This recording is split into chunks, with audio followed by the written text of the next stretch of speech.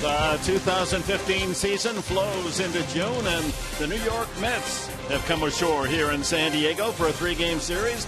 Will Middlebrooks of the Padres last 2 weeks, his home run bat has come alive. And for the New York Mets, their all-star infielder Daniel Murphy, a .330 hitter in the month of May. As we welcome you to Petco Park in downtown San Diego, the first of a 3-game series, the New York Mets and the San Diego Padres. And good evening, everyone. With Mark Grant, Dick Henberg, we're pleased that you've joined us. The Padres splitting the 4 games as Pittsburgh has left town. Now the Mets from the East, and they're going to face Andrew Kastner, and his fastball is fundamental. It's fun to watch because he's so free and easy with his delivery, but the ball just jumps out of his hand. And when you talk about fastball usage to go on with the changeup and the slider, look at this, 77% fastball thrown season high, and the fastball at 96.2. And look at the location. There's 96 that's straight, and there's 96 with movement. Kastner has got the latter. We're going to be hearing some fastballs tonight. Jacob deGrom, he's averaging over 96 a throw. Yeah, and you know what? This is an 11th start, and when you look at the splits for this kid, he's got to find some type of action on the road. He gave up 6 runs against the Yankees at Yankee Stadium, 4 runs against the Cubs. So those 2 starts really kind of mess up those numbers. He's got good stuff. He's trying to turn it around. Hopefully the Padres can turn it around when they're at the plate tonight against deGrom. Well, his performance, 5-1 at home, 0-3 on the road, mirrors that of the Mets. They've been tough to beat at home, but they've lost 7 in a row on the road this year. Well, coming up, we're going to take a look at Austin Hedges, the young catcher at age 22. He's getting a rare start tonight, and Bud Black will have his comments about the future. And Chris Button with the topic when we come back.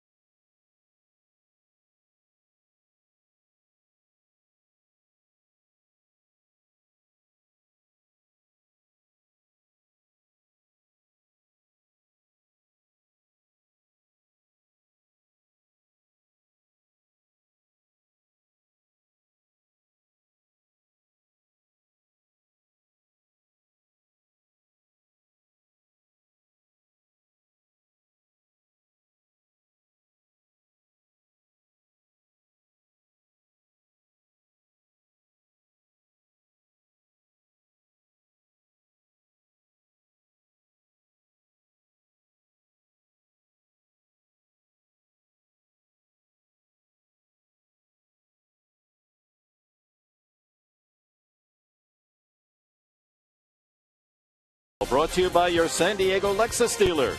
By Petco. What we feed them matters.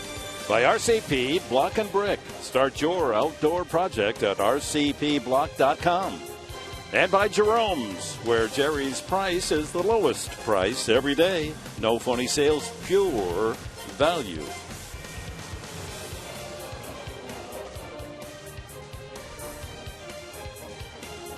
Welcome back. Game one of this three-game series against the Mets. And the rookie Austin Hedges will be behind the plate today, making just his sixth start of the season. And despite the fact that he hasn't gotten to start many games and only has 18 at-bats, Bud Black says the lessons that he's learning up here on the big leagues is invaluable.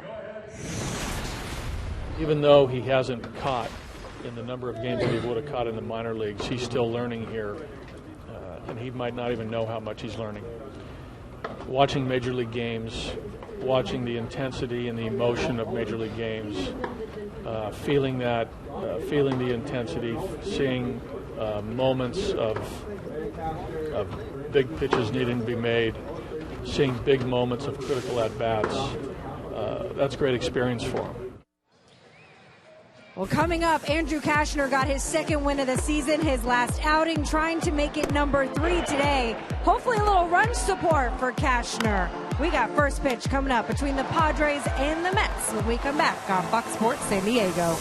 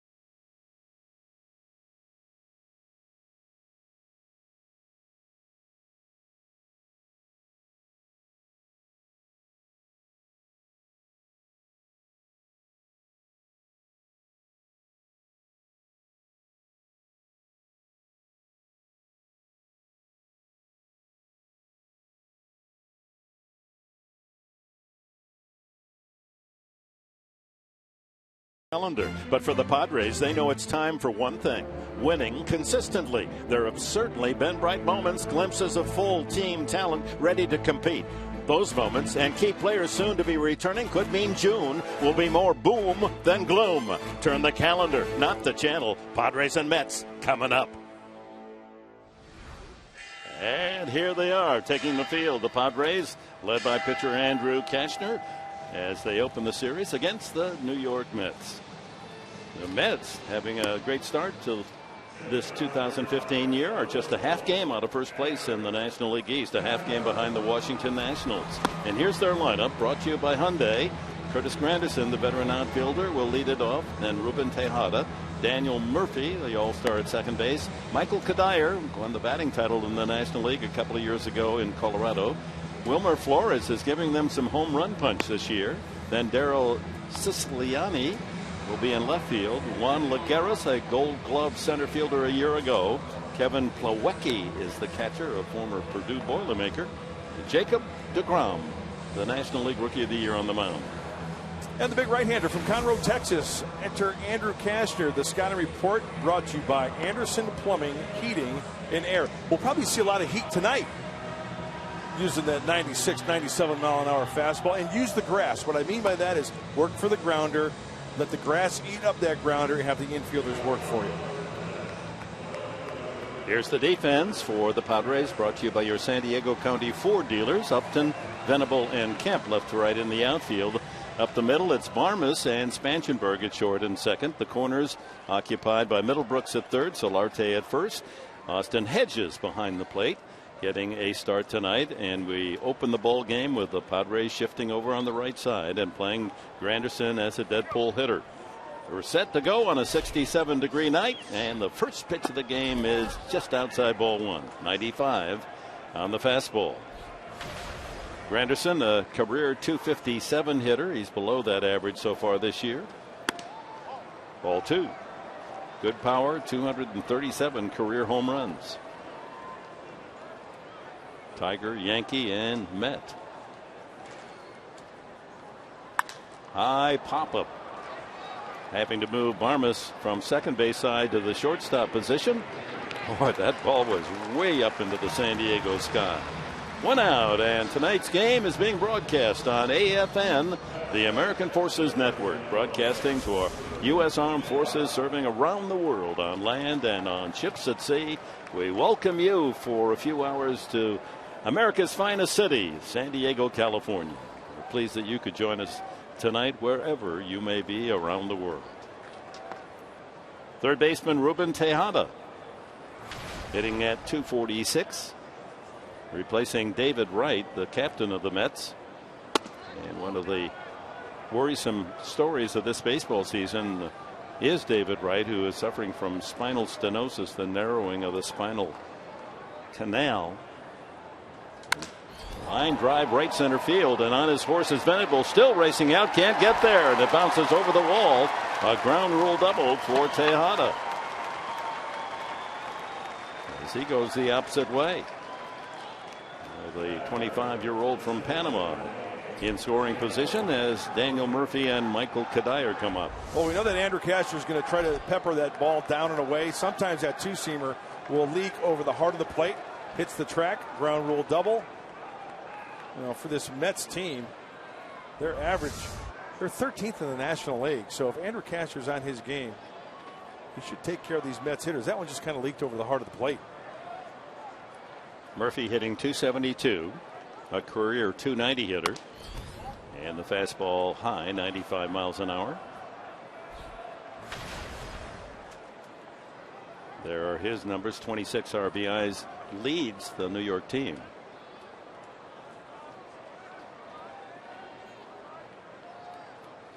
And a line drive by Middlebrooks into the left field corner.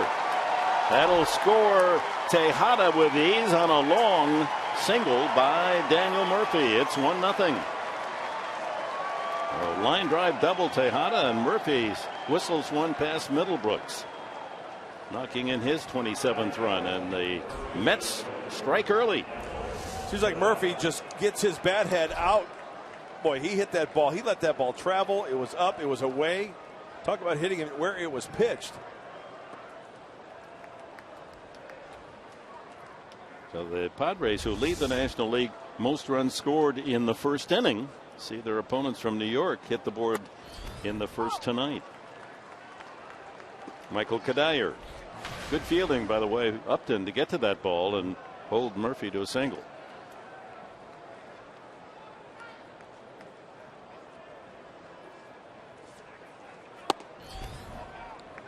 One and one. This Mets team does not run a lot.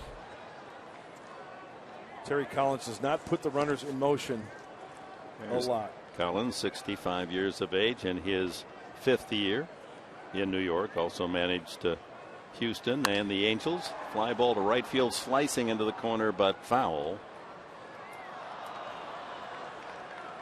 And it's 1-2 to Kadire. These Mets only have 18 stolen bases. They're ranked 13th in the National League. 2 Mets tied at 4 for the crown. Granderson and Lagares. Thank you.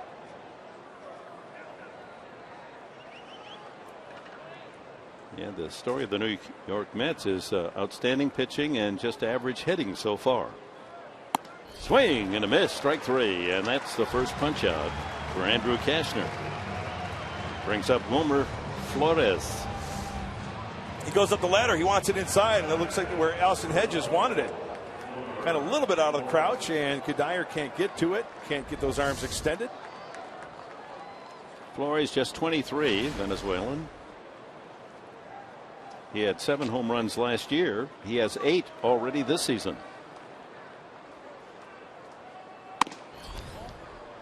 Pop in the mid at 96 inside.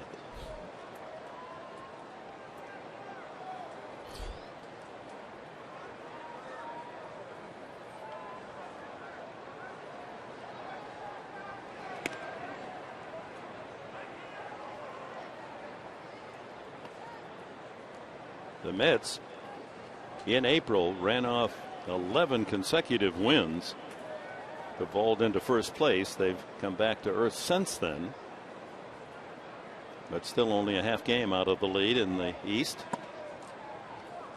2-0. Tip of the Padre cap to the cast of Come From Away at the La Jolla Playhouse. Sang the national anthem. Well done. Nice way to get started tonight. And the count goes 3-0. Well, a lot of movement for that two-seam fastball at 94 for Andrew. Just working underneath it a little bit. Maybe overthrown that last one. Kind of regrouping now in the back of the mound.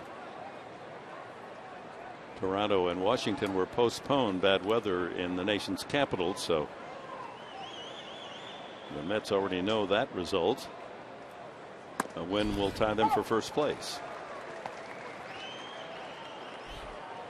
This goes to show you the Washington Nationals. Everybody thought that they were going to get out of the gate and be gangbusters.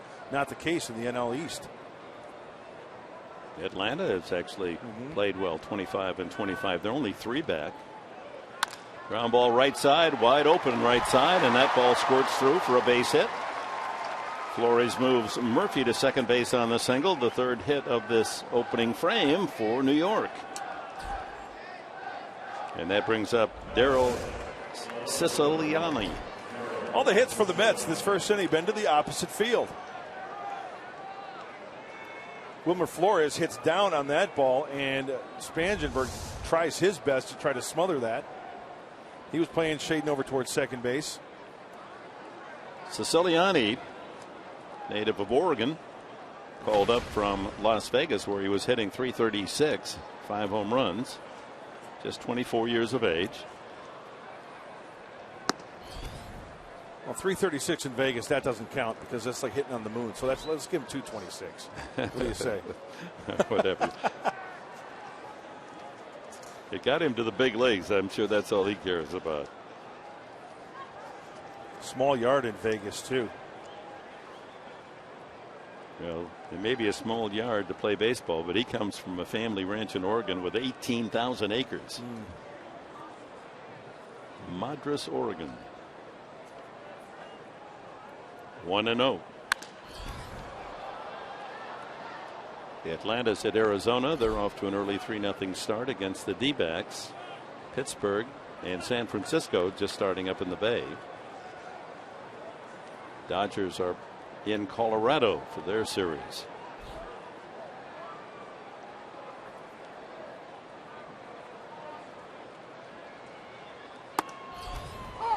In there, 96. So Dan Iasonia behind the plate, not giving the low strike, but giving the high strike. Interesting. Got his lineup card and his red pen there. Yeah, that is the high strike. Ground ball left side. Middlebrooks, no play at second because of the shift. And he throws high, and Solarte just stands there while the run scores. Oh, my. Murphy just kept on going. And Solarte thought the out had been made and did not recognize the possible play at the plate. Well, that really opens up things. That was a fairly routine play, but Middlebrooks was ready to go to second base, but because of the shift, no one was at second. His throw high, and by the time Solarte came down with the ball, Siciliani was safe, and Murphy scores. Well, that's not a very solid way for the Padres to start play in this series. And I think as Will looked at second, there was nobody there. That made him rush it a little bit, working underneath it. And that's what brought Solarte up over the bag. So that hurts. So an unearned run, and the inning continues. A 4-out inning, and the 8th man to come up is catcher Kevin Plawecki. Or wait, center fielder Juan Lagares before Plawecki. Lagares hitting .254. 2 men on, first and second, 2 men in. 97, first strike. Well, the shift has backfired against Flores, who grounded one through the right side, and Siciliani, because normally that would have been a force at second base, but there was no one to cover. Foul tip off Hedges, 0-2. Now a pitcher's job after the unearned run, 13, most in MLB, Major League Baseball for Andrew Cashner. Every pitcher will tell you, I need to make a good pitch to get out of this inning and throw a few pitches. Don't turn into 8, 10, 11, 12. Throw about 3 or 4 to get out of the inning.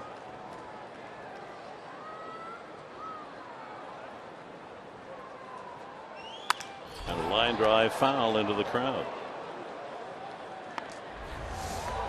Well, with 2 outs, crack of the bat, he's going the whole way. Doesn't have blazing speed, but Solarte, he had to jump after the call. He kind of responded towards the first base umpire a little bit maybe and just didn't keep track of Murphy rounding the bases. 0-2. Strike 3 call. Couple of strikeouts for Cashner. A couple of runs for the Mets. 1 unearned.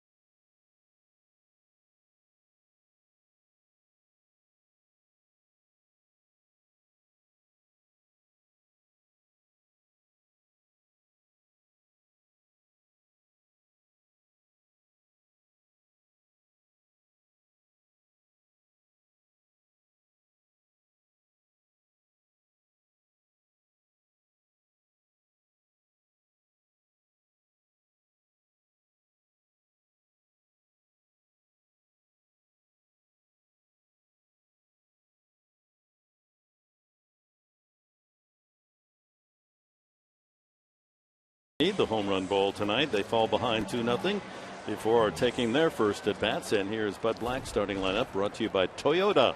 Venable and Spanshenberg, 2 left-handed hitters to start against DeGrom, then Upton and Kemp. Solarte will hit from the left side, then Middlebrooks, Sparmus, Hedges, and Cashner. Jacob DeGrom, he's 26, from DeLand, Florida, and Stetson University. As you would say, Mark Grant, a possessor of outstanding salad. He leads the world, I think, in cabbage and salad. And it's amazing he can fit his hat. The hatter from Stetson can fit that hat on his head. But he's got good stuff, Dick. All the way around. Great athlete. Working quickly. 2-2. Fastball right there in the mid-90s.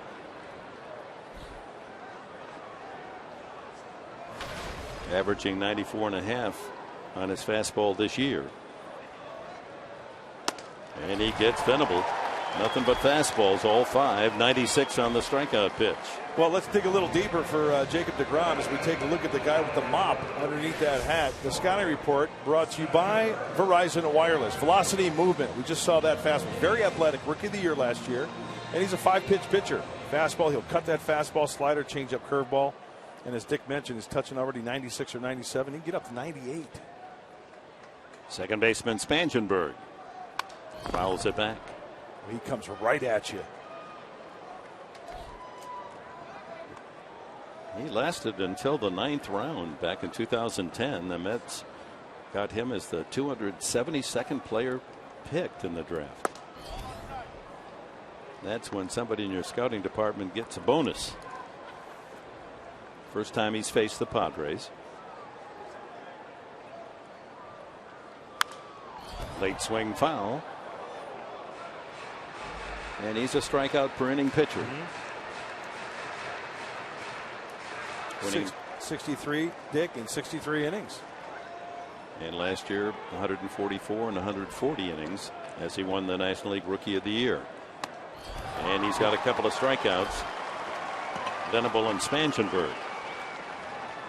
The Mets defense is brought to you by Renovation Realty.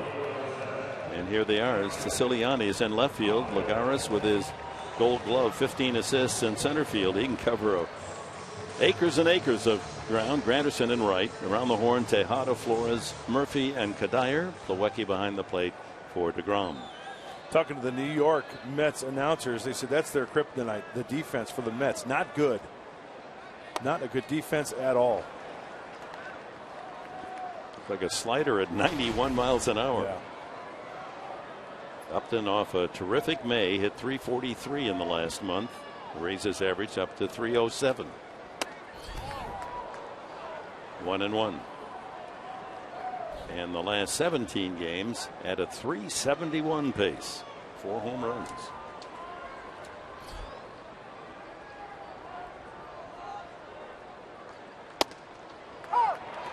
Cutter, 1-2. Very impressive start for young DeGrom.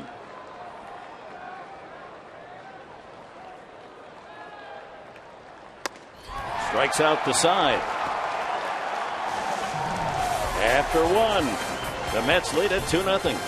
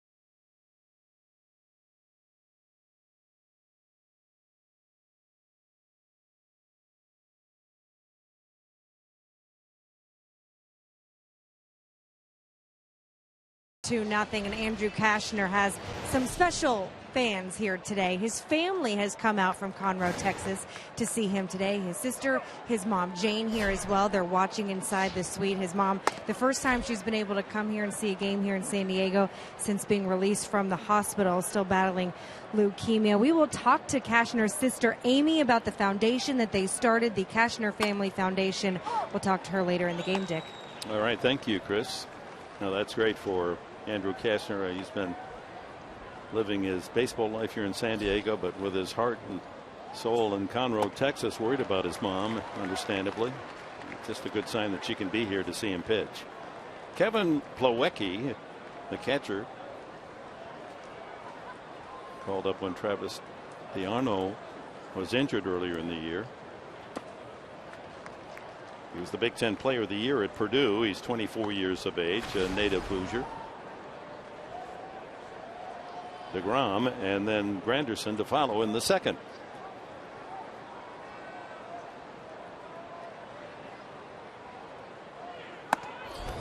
Three and two.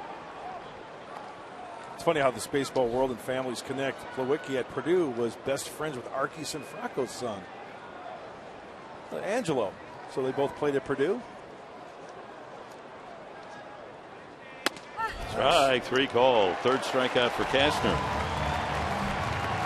Yeah, that's an interesting carousel, this game of baseball, and what goes around does come around. In many ways. And talking about going back to the dugout, that's the fastball location we're talking about. Andrew Cashner down and away. Good luck with that pitch. The pitcher DeGrom. He's not a bad hitter now. He's 5 for 21. There's his career average, 224.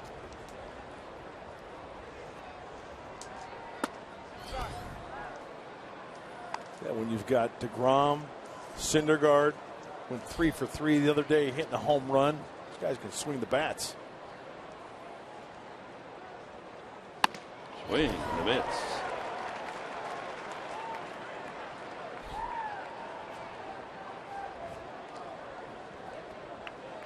Mets have 18 hits, their pitching staff, to lead the National League. Bartolo Colon homered the other day.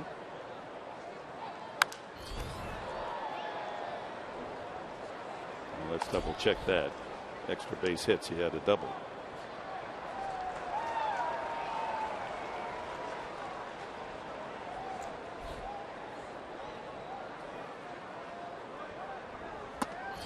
DeGrom, one of the reasons he was around till the 9th round, through high school he was an infielder, a shortstop, and they admired his arm, and only in college at Stetson did he arrive as a fastball pitcher.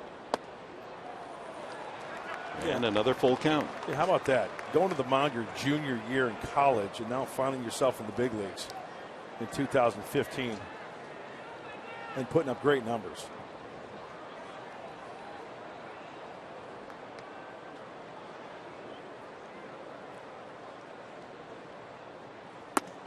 Strike three called, says plate umpire Iasonia.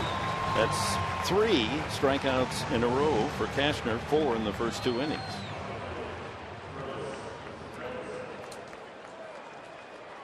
Top of the order, Curtis Granderson popped to shortstop his first time. Now the Mets are playing without their top power hitter, their cleanup man, Lucas Duda, tonight. He's available for pinch hitting. He was hit in the knee yesterday in the game. He's sore. So he's on the bench, and we'll see whether or not he will be available. The thought is that he could pinch hit. Shift on. 1-1.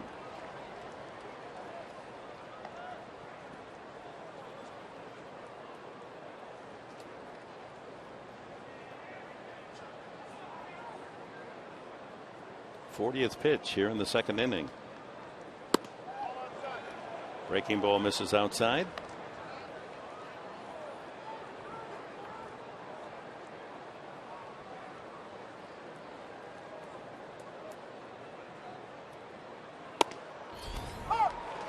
'95. Boy, Andrew does so many things well, but one thing that's really a great pitch for him is that two-seamer against lefties that starts off the plate and then comes back in and catches that inside corner. He'll lock up any left-handed hitter with that pitch. See if he goes back in there.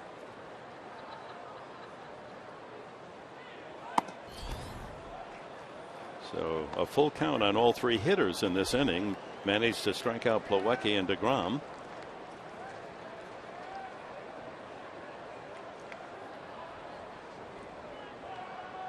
Change.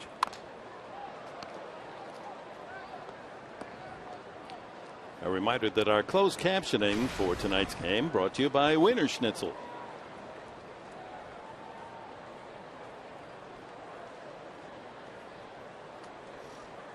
Beautiful day in San Diego. Lovely night.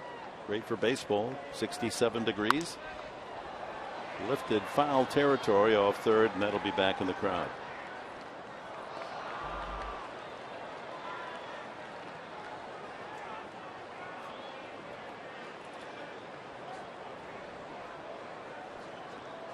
Hey, Rusty Staub wearing a Jerko jersey. Mets are in town. He came in disguise. Legrand Orange catching the big league ball game. Strike three called. Well, DeGrom struck out the side in the first, and Andrew Cashner answers by punching out the side in the Mets second. But it's New York in front, 2-0.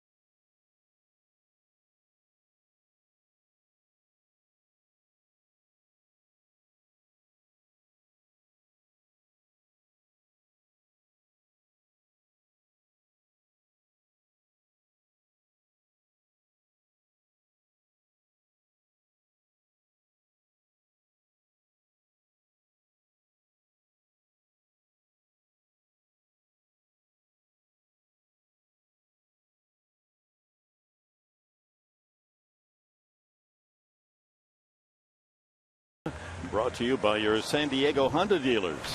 All right, here we go. Get in tune for June. In fact, Dick, you said something in your little tease there before the game about June being the month possibly for the San Diego Padres.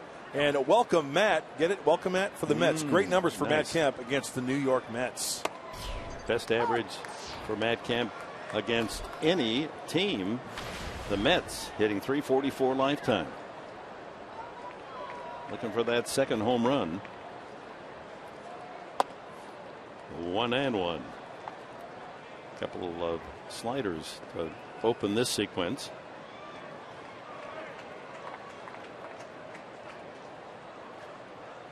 And another, and gets the call. 1-2. Boy, we have home run derbies. This is a strikeout fest so far. 5 for Cashner in his 2 innings, and DeGrom struck out the side in the first. Outside, fastball at 96. And it's amazing. Another result of a Tommy John surgery for DeGrom back in 2011. He's coming back as strong as ever. Sat out the whole year in 2011. And he goes full. Misses with a 97-mile-an-hour fastball. There are some surgeries that it takes on the elbow. There are some guys who have 2 or 3, and there are some guys who just don't bounce back. Spoils that. Camp Glad May's over. 186 average in May.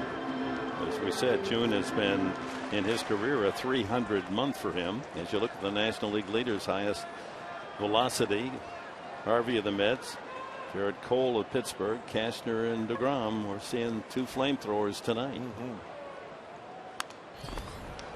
Look at that. 6 pitches trying to peck away at the outside corner, and then the control on pitch number 7 on the inner half.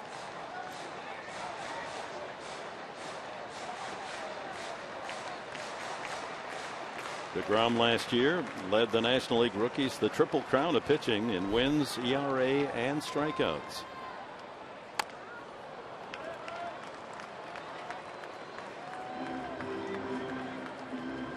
Stays alive. That might have been called a strike. Solarte and then Middlebrooks for the Padres in the second.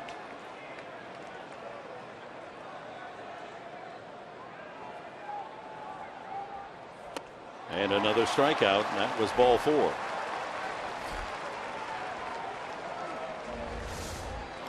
Looked like DeGrom goes with the cut fastball away. Just a little bit of tilt, a little bit of depth.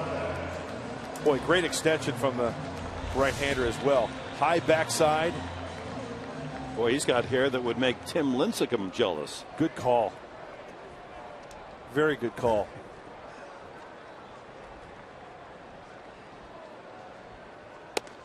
Solarte looks at a 91-mile-an-hour slider for a strike.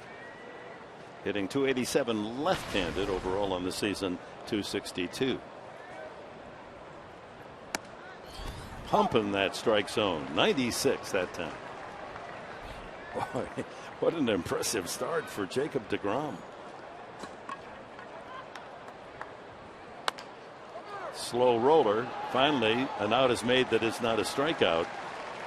On a weak ground ball to first base off the bat of Solarte.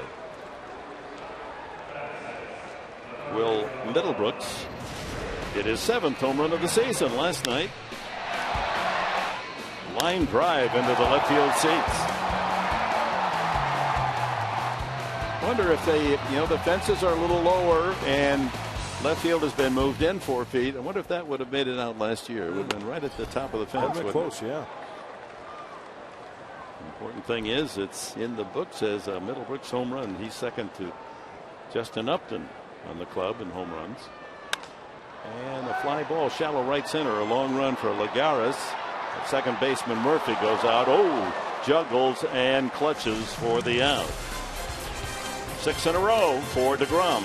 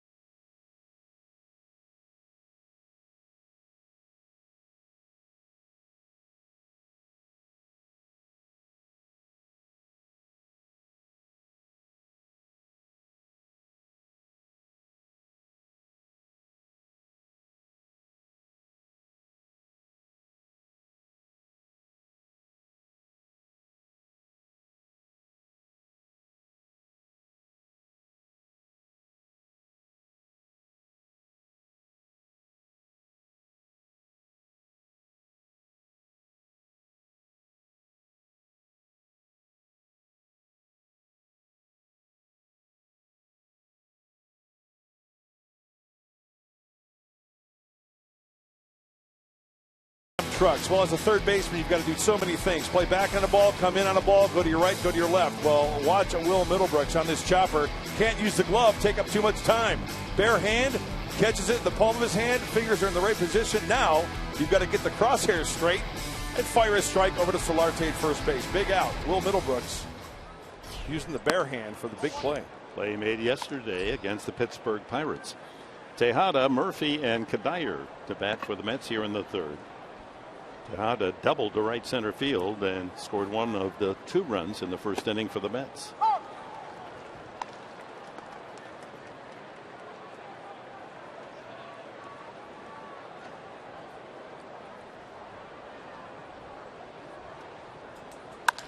He hits this one hard, but right at Venable. No, it comes up short. That ball didn't carry as much as Venable had hoped.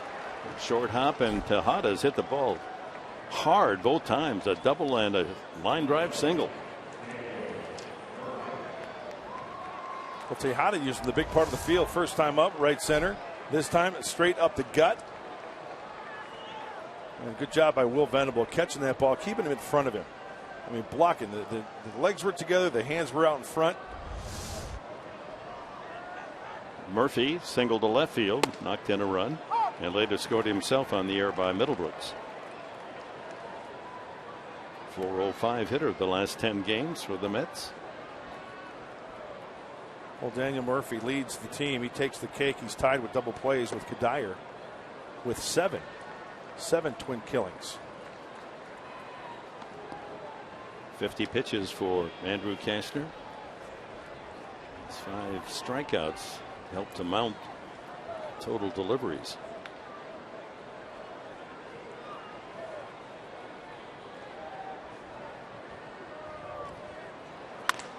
Another base hit for Murphy. So back to back, Tejada and Murphy.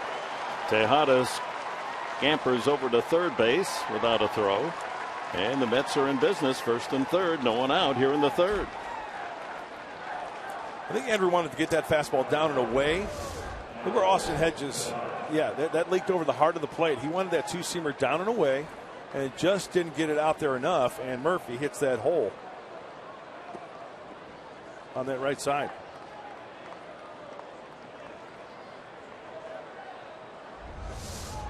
That brings up the cleanup hitter, Michael Kadire, struck out swinging the first time. Infield back. Trade a double play chance for another run. Strike at 94. Kadire and the Uptons have a history going back to Hampton Roads area, Chesapeake of the state of Virginia. He, in fact, helped coach Justin Upton's brother, Melvin. He goes around 0-2. When he was a senior in high school, he volunteered to coach the AAU team, and Melvin Upton was on that team. Ryan Zimmerman is also from that area, so quite a history of producing outstanding talent there in the Hampton Roads. Out of play. I thought it was pretty interesting, Dick, that there was something, a study done a long time ago about major leaguers from the most states. Obviously, I think California there, but Midwest, East Coast, a lot of guys from that area playing professional baseball and make it to the big leagues. And that fan's going home happy. Swing and a miss. That's a big strikeout with first and third and no one out. Second time that Cashner has gotten Kadire 6 strikeouts, and that brings up Flores. And look at the location of this pitch. It's up around the letters, and Kadire goes fishing for it. Can't get on top of it. Oh, that's blew by him right there.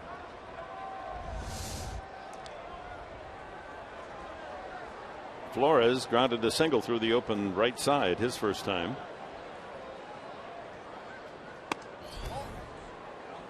Fastball at 95 inside.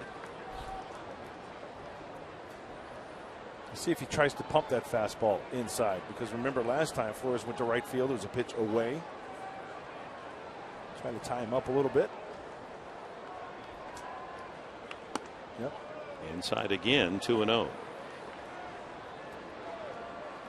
Well, if he could get a double play ball here and bail himself out of first and third, no one out, that'd be a big lift to the Padres. And that's already up 2-0. Tejada at third, Murphy at first. Gets the corner with a slider.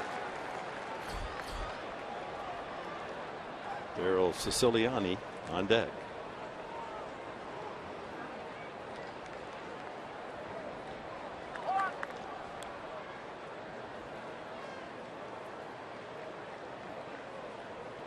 Generous call by Iasonia on that last pitch. 2-1.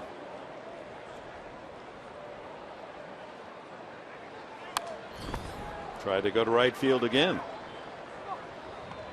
Well, tonight's game is presented, as always, in HD by Sony 4K.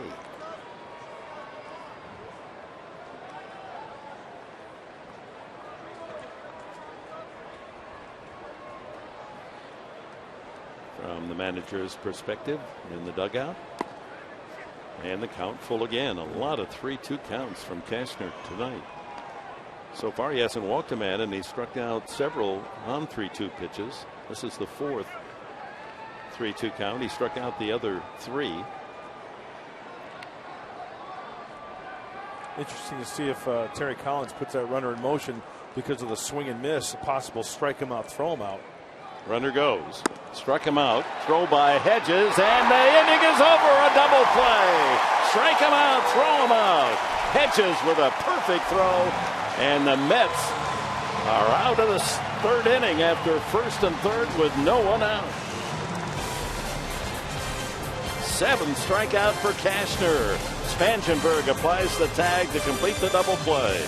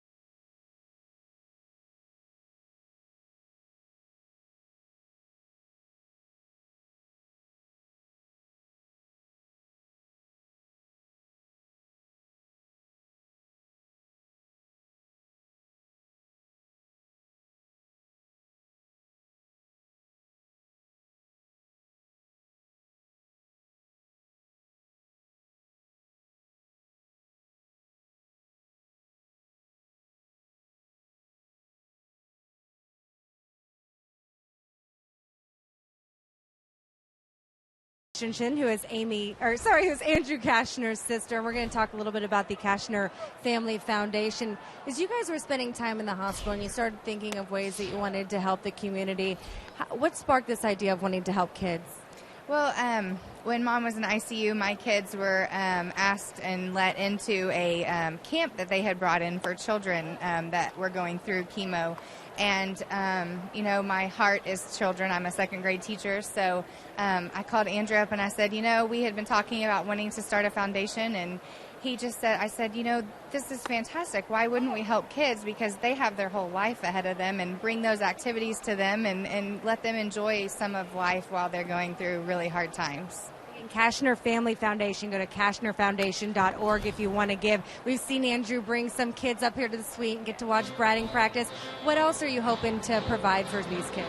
We're just hoping to be able to bring entertainment into their lives and, help out the families so that, when you go through a tough time like this, normally you become isolated from what you think of as normal life, and to bring a little bit back into them and bring joy to them is one of our main goals. We appreciate you spending the time with us. Again, cashnerfoundation.org if you want to give. You can go buy merchandise there, a golf tournament that they're going to have set up. And it's great to see you here and great to see your mom here and everything. We wish you guys the best. We're super excited. Thanks for having us. Thanks, Amy. Dick, back to you. All right, thanks, Chris, and thanks to Amy. And that is a called strike 3, and the fans don't like it, nor does Barmas, who pauses before walking to the dugout, and it's another strikeout for DeGrom, his 5th.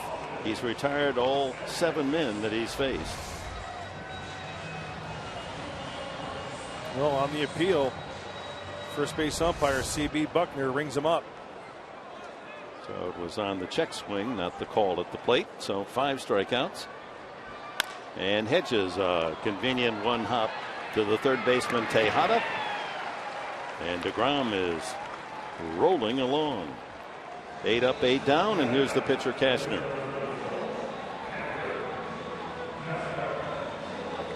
Andrew with 3 base hits this year. 3 for 19.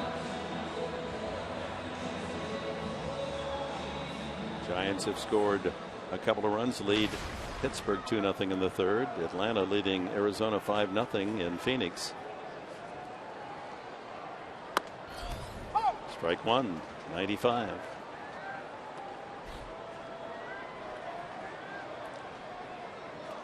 So there's the foundation information. Cashner Foundation. Bunted in the air, foul.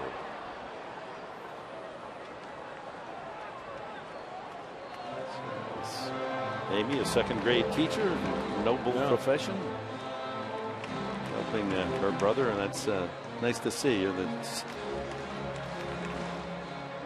sibling power to do something good for young people. And so many of the players do great things. They don't want to be recognized, but this is one that's getting out there very nicely, and Andrew does such a good job with the kids. I mean, you should see him when it's not his day to pitch and he's got kids down by the dugout or up in the suite. Just changes their lives. Something they'll never forget. Strike three. 6 strikeouts now for Jacob deGrom as he has retired the side in order for the first 3 innings.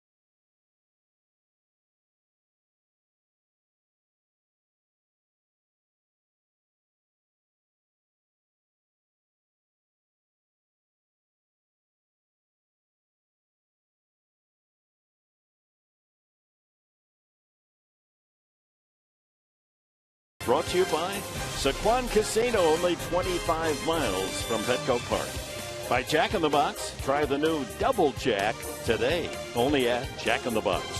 And by Sony, the leader of 4K Ultra HD. Beautiful full moon on this first day of June 2015. Somewhere on that moon, there's an American flag. Wouldn't you like to make a trip up there? If I could, I would. Would you? Would, absolutely. Sign me up. You and I, could you and I up in space? Would that be great? I mean, you'd have to be trained to do that, and we're a little past I say no our training. time. I'm going to go anyway. Oh, just go anyway. Siciliani safe on the air, throwing error by Middlebrooks in the first inning. Led to a run, and the count 1-1 on the young outfielder. Lagares and Plawecki to follow.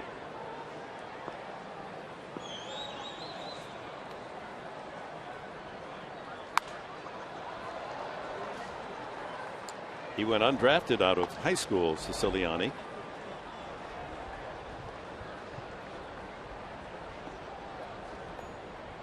He was more interested in basketball, a point guard, and football, a wide receiver and free safety.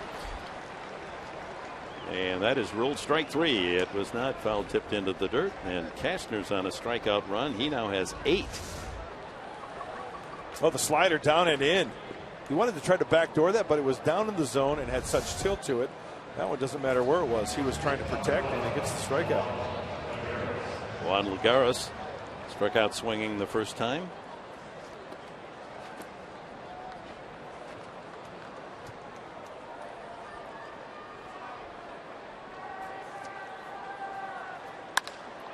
center field, and Venable has to hustle, can't get there. Off the wall, racing to second, Lagares, he's going to turn, go for three. Here comes a throw to third base. He is in there with a triple.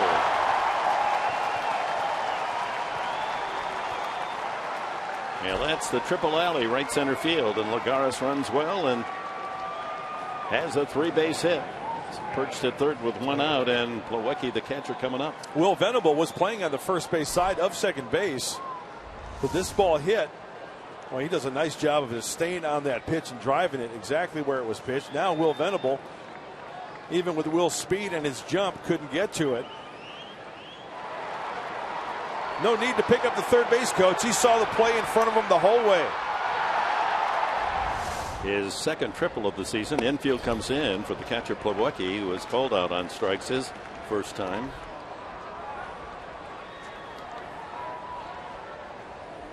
Middlebrooks, Varmus, Spanchenberg, Solarte on the infield, just at the edge of the grass. And Cashner in front of the count, 2 strikes.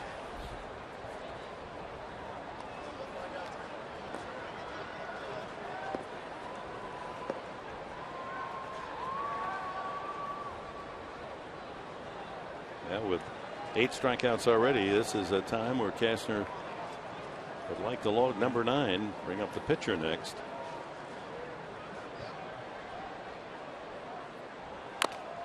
Another foul. No, Mark Sweeney's down by the Padre dugout. And Mark, as you take a look at the defense, I know you played a little first base in your career, correct? Yes. Now, when you're in a situation like this, you know, playing back, it's a whole different game than playing at 90 feet when the infield is in, isn't it? Yeah, it is, and it's just reactionary, so you definitely have to be on the balls of your feet. You're looking for that hitting area, going into that hitting area that you have to be ready, and just trying to be loose and reacting right or left. The ball will get up on you in a hurry, I'm sure. Swing and a miss, strike 3. Number 9 is a big strikeout. Now the infield can move back, although the drum, you can't take it out for granted with him coming up. Second time this evening that Andrew Cashner has gone up the ladder for the strikeout. First one was to Kadire in the third inning for his 6th. Now Plawecki up the ladder.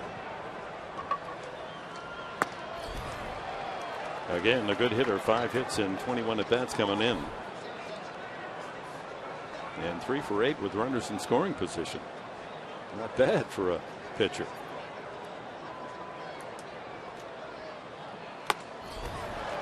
'97. Oh, he's pumped up.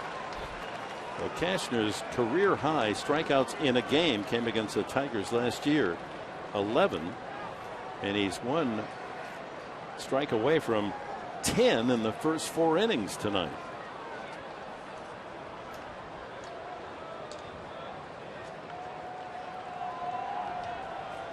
Going upstairs here. 98 miles an hour.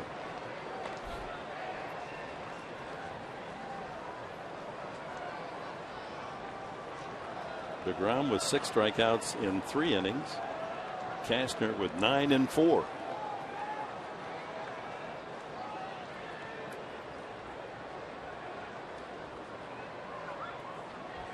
Got him.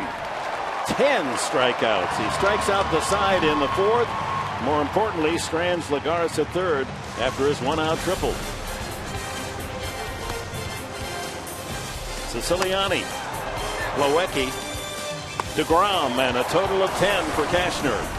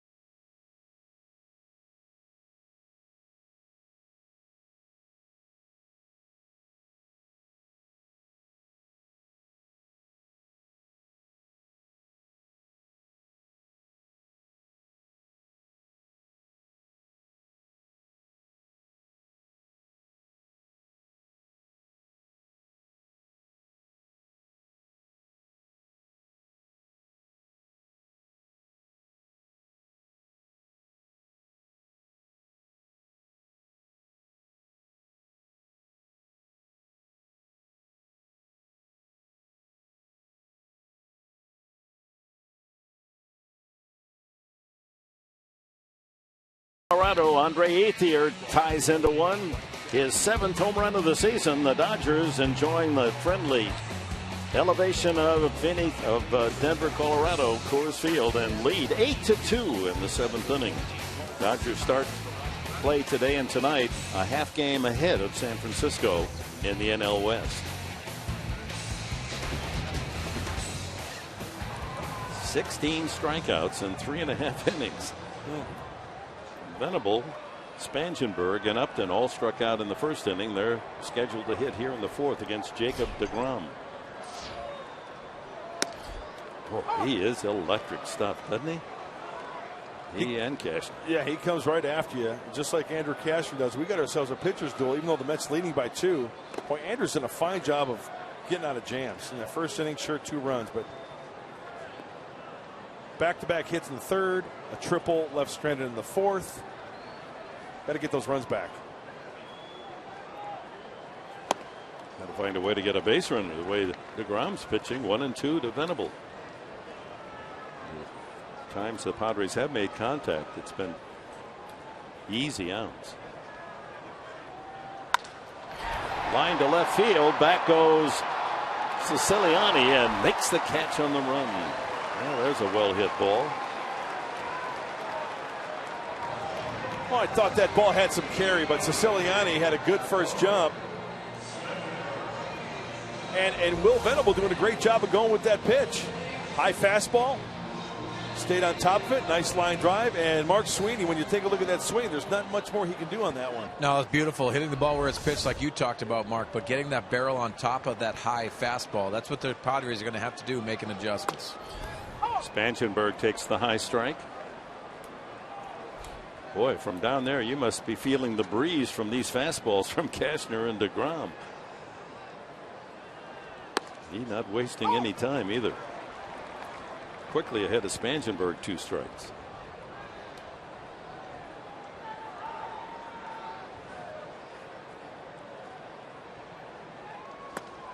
Well, Mark Sweeney, nice job on the instruction on the pregame show, and the focus was on hitting the power fastball, correct? Yeah, we always talk about hitting the hot sauce, right, Mark? Yeah. But you know what you want to do when he breaks his hands, that's a typical thing a pitcher does. When he breaks his hands, whether he's in the stretch or the windup, you want to start getting into your hitting position, your load or whatever it is, whether your hands are initiating that or your body, which typically goes from that different angle. But you got to get ready to hit when he releases that pitch. So right there is when you get ready. Gotcha. Because so many times, guys, and we said in instructional, a lot of young kids fear velocity, and what they do is they overswing. They try to swing with the type of speed of the pitch, which slows the swing down. You want to be quick and let the pitcher supply the power. 2-2. And another foul by Spangenberg. That ball in the heart of the plate. Here's a taste of deGrom looking from behind home plate. Man, he's got nice mechanics, and that ball is up on you in a hurry. Even in slow motion, it's there in a hurry. 2 pitchers tonight who have solid mechanics, and the ball jumps out of their hands.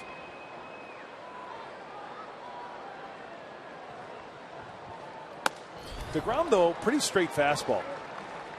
But he's located very nicely to both sides of the plate as Austin Hedges and Andrew have a chat. First full count, Mark. First time the Padres had a 3-2. And another fly ball to left field, but right at Siciliani for the second out. Now you saw it in slow motion. Now you get a taste of one at 95. You know, till this day, Mark Sweeney and Professor, it amazes me how the hitters do it. I don't see how they do it. Well, I really don't. Mark, you see bat speed, but you also see them making adjustments. Obviously, in the first at bats, trying to adjust with that speed, that explosion in the strike zone, that hitter's zone.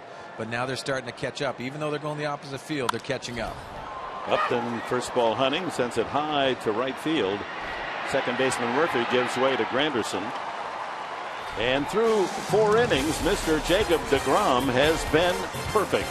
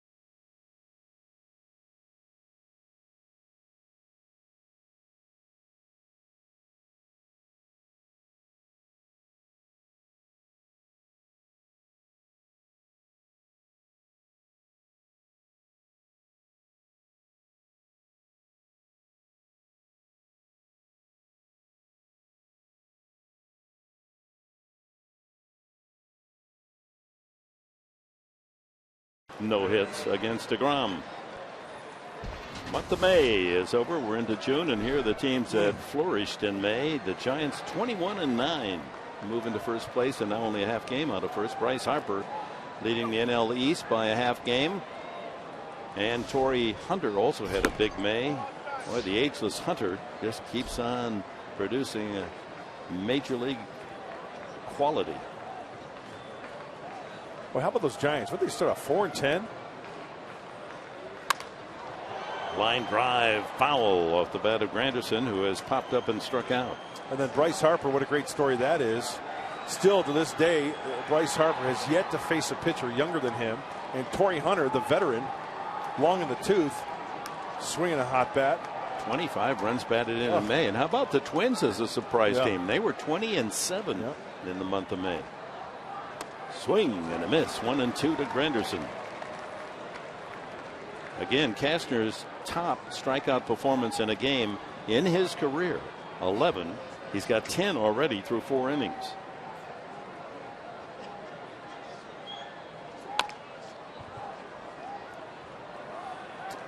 I forgot who it was, but I thought it was a pretty good line. And I know it's, June 1st, but they were talking about the Giants, the way they started and bounce back. Somebody said they're like cockroaches. They just won't go away. You can't kill them, no matter what you do. So 21-9 for the Gigantes in the month of May.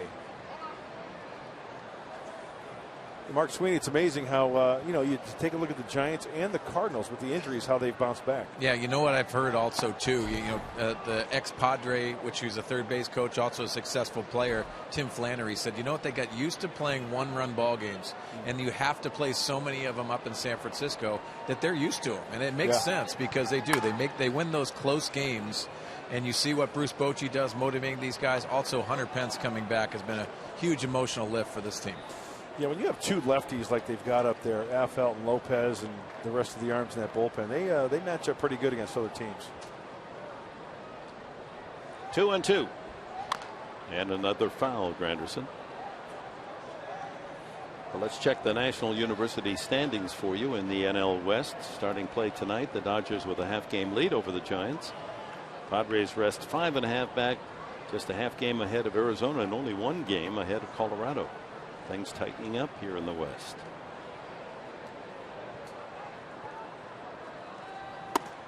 Strike 3 called.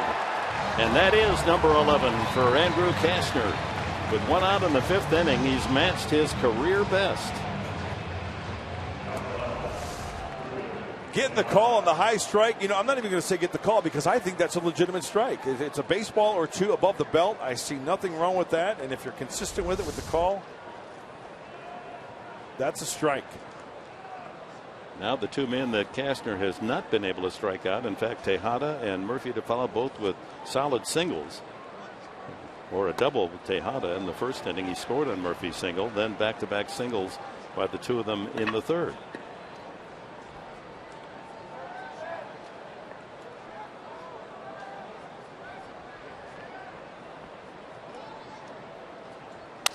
And another base hit. 3 for 3 for Tejada. Sounded as if he broke his bat, but shoveled it through the middle of the diamond. And with 1 out, he's aboard for Daniel Murphy. Murphy, an RBI single in the 1st, another line single to right the last time. Off the end of the bat. It looked like another breaking ball. First pitch curveball, second pitch looked like either a slider or a tighter curveball. Man, Tejada using the big part of the field, Mark Sweeney. Right center field on his hits. That's when you know things are going well, even when you break your bat. But when things are going well, it doesn't matter where a pitcher pitches it. You're going to end up getting a knock. It's that confidence factor that comes in. Tejada coming into the series hitting only .246. 2 singles and a double already.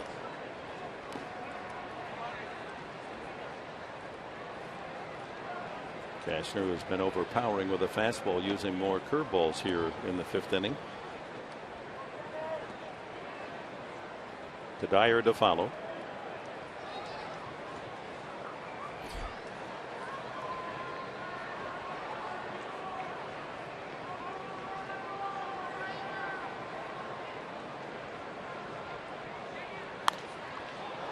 Guys, talking to some of the people in the Mets organization, and Terry Collins called Tejada into his office the other day and said, listen, David Wright's not coming back anytime soon. I need you to pick up your production.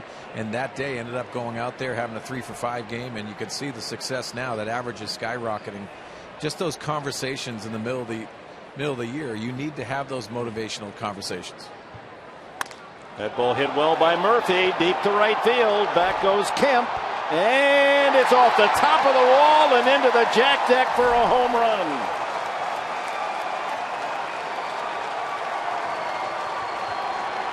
Murphy circles the bases, his 4th home run.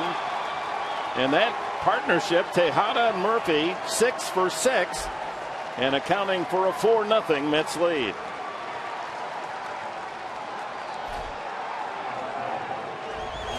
Well, a 1-2 pitch, and that pitch looks like a flat slider and speeds up the bat of Murphy. You can see it getting out in front of it.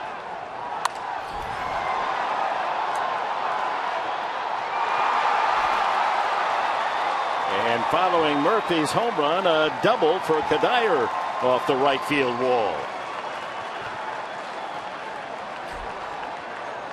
So after striking out Granderson to open this 5th inning, Tejada with broken bat single to center. Murphy measures it just long enough for a 2-run homer, and then Kadire with a double. And the way DeGrom is pitching, 4 runs look like 40. We look at that swing from Michael Kadire, the veteran. It goes along the lines of what Mark Sweeney was talking a little bit about earlier, about how a pitcher, when you're throwing 95 plus 97, well, he just got that bad head out. He slowed down his swing, really didn't overswing, and let the pitcher supply the power, as you said, Mark. That's what you want to do. I mean, it sounds simple, but you got to get the barrel to the baseball and let that power of that fastball create that off the barrel of the bat. Flores a single to right and struck out into a double play in the 3rd.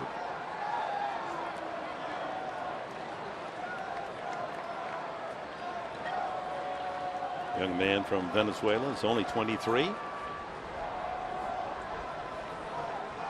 2 months, 8 home runs through April and May.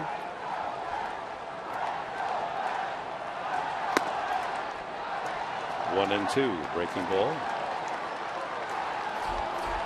And with that pitch count climbing into the 90s, Sean Kelly getting ready in the Padre pen.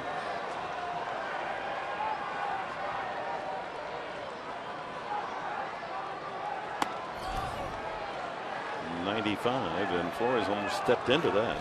It's over the plate but high.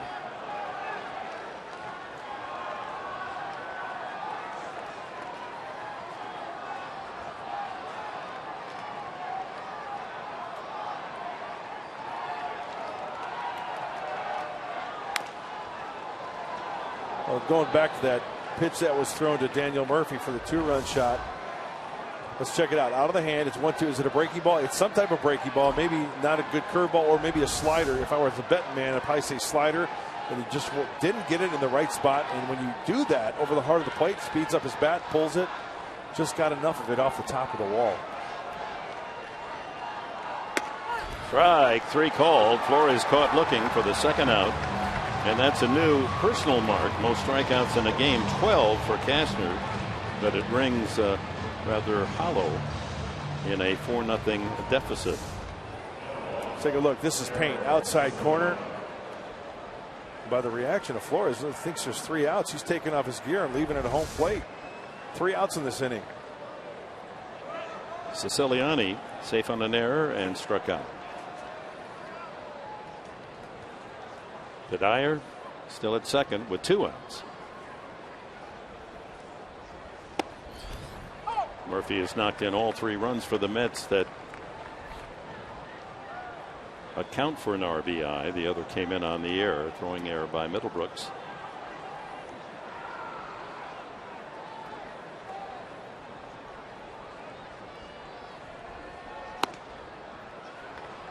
Changeup, 1-1.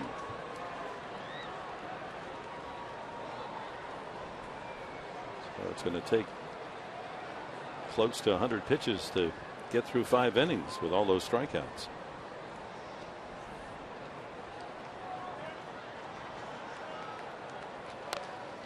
One and two. So if you're just joining us, in the first inning, Tejada doubled with 1 out. Murphy singled him home. And the second run came in. Murphy scored on the throwing error by Middlebrooks. Now here in the 5th, a single Tejada. And Murphy with his 4th home run to make it 4-0. 6 for 6 for the second and third hitters in the lineup. 2-2. That'll take Cashner to his 100th throw.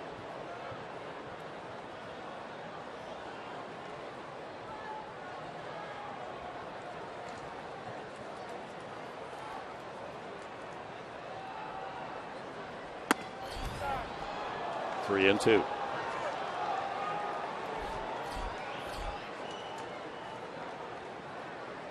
Five full counts. Hasn't walked a man.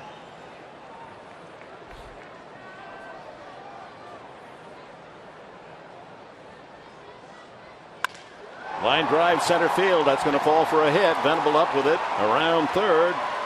And scoring Kadire. It is 5-0.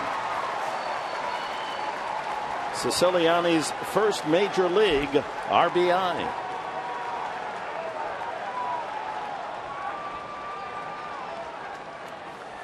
Well, it looks like at that last pitch, Andrew left a changeup over the heart of the plate. Boy, Siciliani stayed on that one really well. Wasn't that far out in front of it. Almost as if he knew that pitch was coming. And sent it to center field for the base hit. Guadalajara's tripled his last time to right center. Throw to first base. Hedges with that snap throw.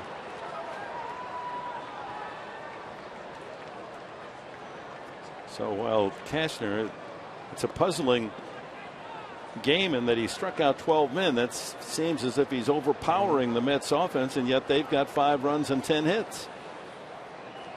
Feast or famine, and the throw by Hedges not there in time. It was a little high, and Siciliani has the stolen base. We're guessing that's his first major league steal. It is.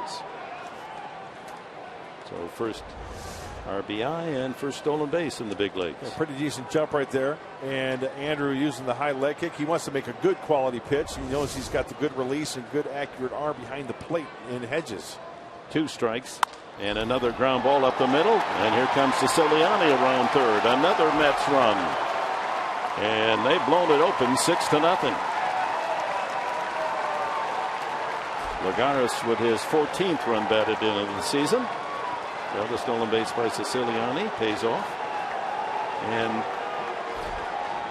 on an awkward night for Andrew Cashner, he sets a personal record, most strikeouts in a game, and yet he's going to leave trailing 6-0. How do you say it? That's just baseball. In front of mother and sister, it's a disappointing night for the Texas right-hander.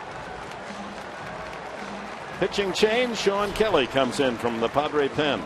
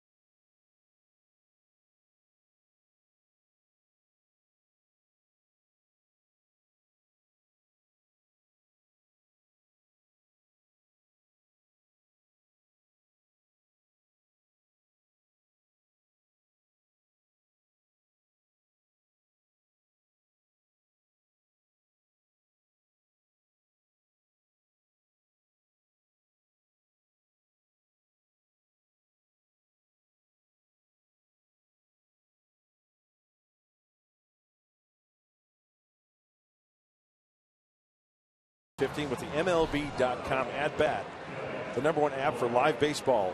At bat is up to the moment, at any moment, in-game highlights, live look-ins, replay reviews, a radio broadcast, StatCast, and more. Get MLB.com at bat for your smartphone or tablet. So Sean Kelly, who faces the Mets, last year pitching in New York with the Yankees, last 2 years in the Bronx, 7-8 in all-in relief. And our pitching change is brought to you by El Cajon Ford. 2 out here in the 5th. The Mets with 3 runs on 5 hits to Derek Andrew Cashner.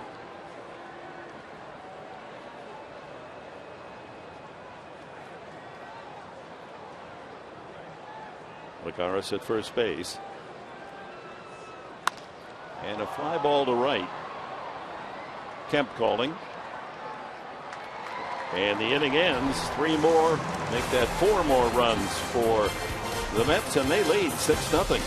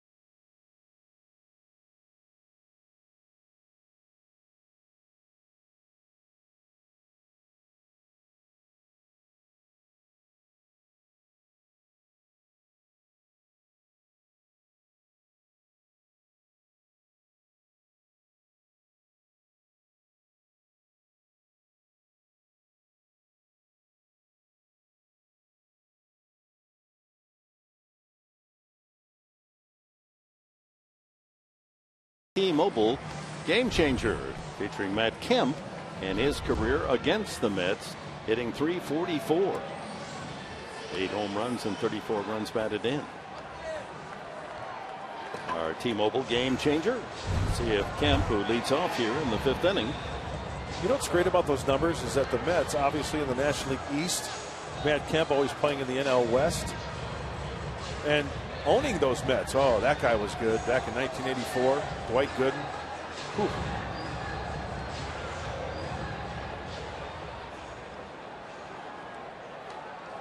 Jacob deGrom, 12 up, 12 down so far.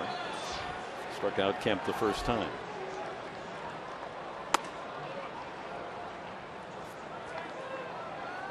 And now not only pitching with the comfort of a windup, hasn't had to work from the stretch yet, but with a 6-run lead.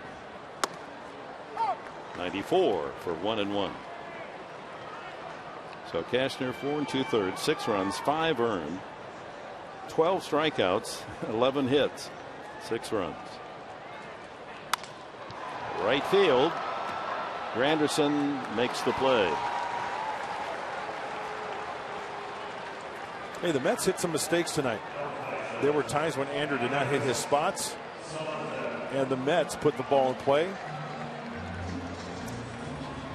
And then on the other hand, he just totally owned the other Mets. And when we showed you the graphic, Tejada and Murphy doing the damage, the majority of the damage up to this point.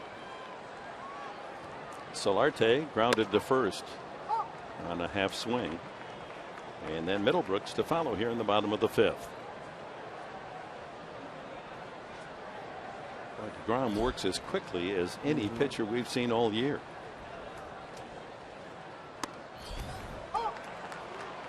95. He's ahead 2 strikes to Solarte.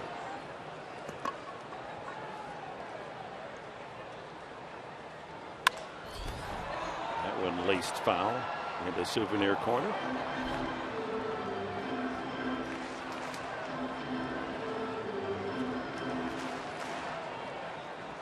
There you have it. Less than 19 seconds between pitches. 6th fastest in the National League.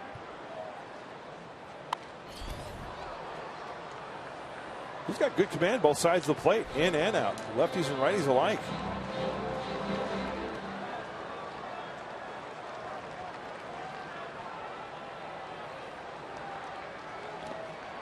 Got him to chase the curveball. That's his 7th strikeout. Well, with Will Middlebrooks strolling up to the plate, Mark Sweeney has noticed something in his approach at the plate. Mark, what do you got for us? Mark, when you think about it, it's a game of adjustments. You look at Will Middlebrooks, it's the hands, elevating the hands so he can flex that front arm. And the reason for that, you want, when you're loading up your hands, you're in a better position. You can see that load position's perfect, and then down through the baseball, shortening his swing with the line drive up the middle. It's a nice adjustment. You're going to see power from his swing, but also that enables him to have a little more time in his approach. Well, apparently Solarte foul tipped that last pitch, so it's not a strikeout. He's back up there with a count 2 strikes on him.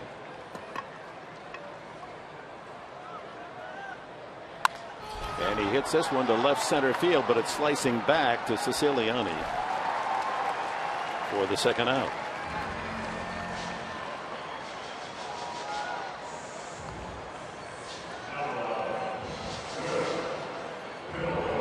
Middlebrooks popped to 2nd his first time. And Mark Sweeney, to elaborate on your point, it gets to the point when the hitter's swinging the bat extremely well, though you don't even think about that. It just becomes second nature, correct? Exactly right. And he's reaping the benefits from his hard work. And sometimes it's not just every single day and it's going to happen that day. It's a period of work, going over and trusting that this is exactly what's going to happen. Today, out early, taking extra batting practice, and he looked very good. The power's there, and you're going to see that consistency factor. It's going to creep into his approach. A ball and a strike. Middlebrooks with bases empty. 2 gone here in the 5th. He still has that fastball mid-90s. Guys, so many times when you think about adjustments and you can be short to the baseball and you're giving yourself more time, what happens is you stay in the strike zone. I think Will Middlebrooks has a good understanding of where his strike zone is, but now matching it up with an improved swing, you're going to get better results.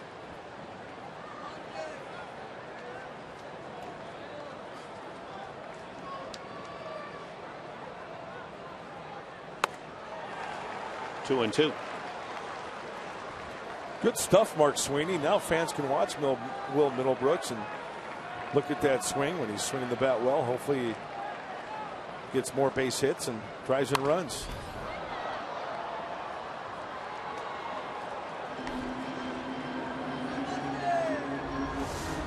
As Mark said, the hands are back. That bat path seems like it's pretty flat through the hitting zone as well, which is nice.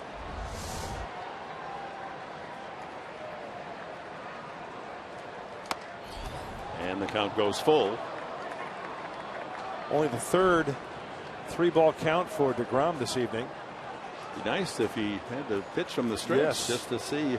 He's really absolutely been in a comfortable rhythm. And he strikes out Middlebrooks. That is his 7th.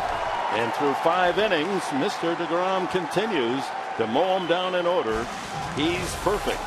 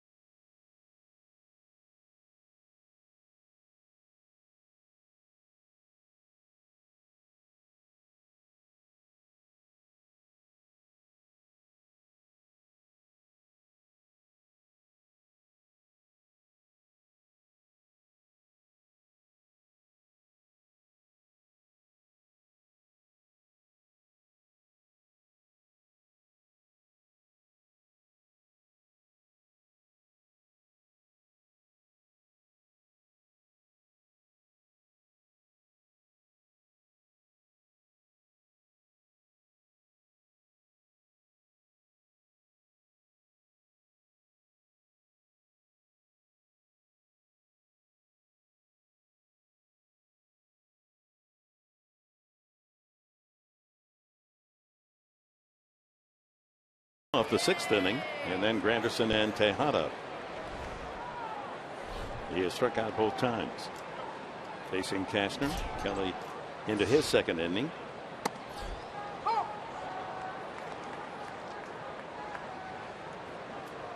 the Mets, they had that big 11-game winning streak early in April that really got them out of the blocks beautifully into the lead for a while in the NL East as a surprise.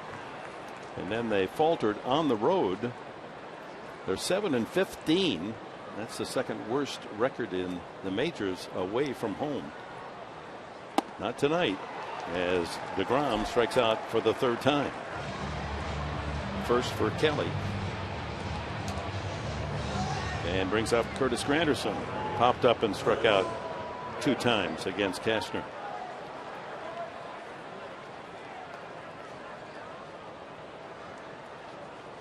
So the Mets, with that 11-game winning streak, they opened the season 13-3, and they're 15-20 cents. But it looks as if the young arms of Terry Collins. No wonder they are talking about a 6-man rotation this year to save the talent of their young pitchers. Now that Dylan G is off the injured list, and we're going to see him pitch on Wednesday. Young Noah Syndergaard tomorrow.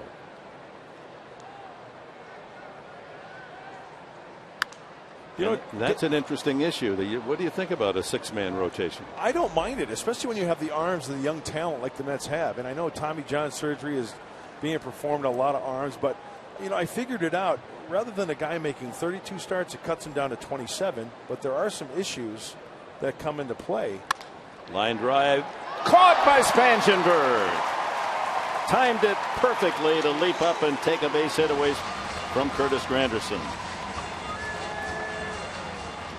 Well, you're right, Dick. Corey timed that perfectly. Crack in the bat. Nicely done. And playing with the shift, playing the rover out there in shallow right field, that's the difference. If he's playing in a little bit more, no chance. So 2 away here in the 6th. And here's Tejada, 3 for 3, with Murphy moving into the on-deck circle, 3 for 3. And they've done the big damage for the Mets tonight against Cashner. Doubled to right center. Tejada lined a single to center in the 3rd, and singled again off a broken bat to center in the 5th.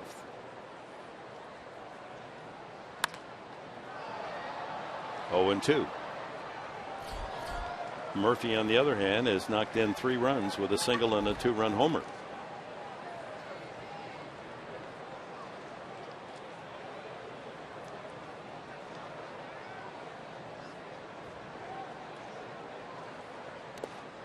Swung on in the dirt, and that'll do it. A couple of strikeouts for Kelly in a 1-2-3 6th inning.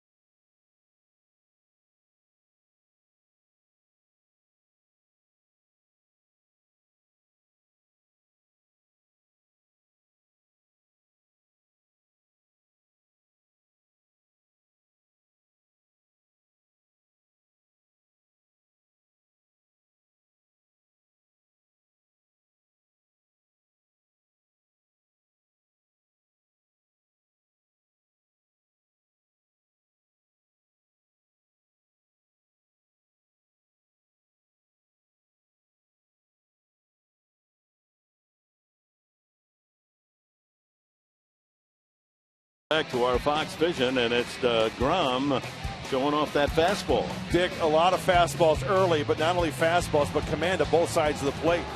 Away, in, up, down. He's mixing in the breaking ball as well, and there you see the line. Perfect through 5. 7 strikeouts. You could see he had electric artillery in the first inning, striking out Venables, Spangenberg, and Upton. And a ground ball headed for right field, and there's the first hit of the game as Clint Varmus ends all thoughts of a possible no-hitter tonight. With the kind of pitching that DeGrom was offering, you had to look through the book to see, and the Mets have only one no-hitter in their history. Well, Clint does a nice job. You know, he did this the other night, last night, with 3 hits. RBI, scored a run. More reps, second time around. He takes that fastball down and away and just pokes it that way for the base hit. And let's see if that changes things as DeGrom, for the first time in an hour and over an hour and a half, has to work from the stretch. Austin Hedges grounded to third, his only at bat.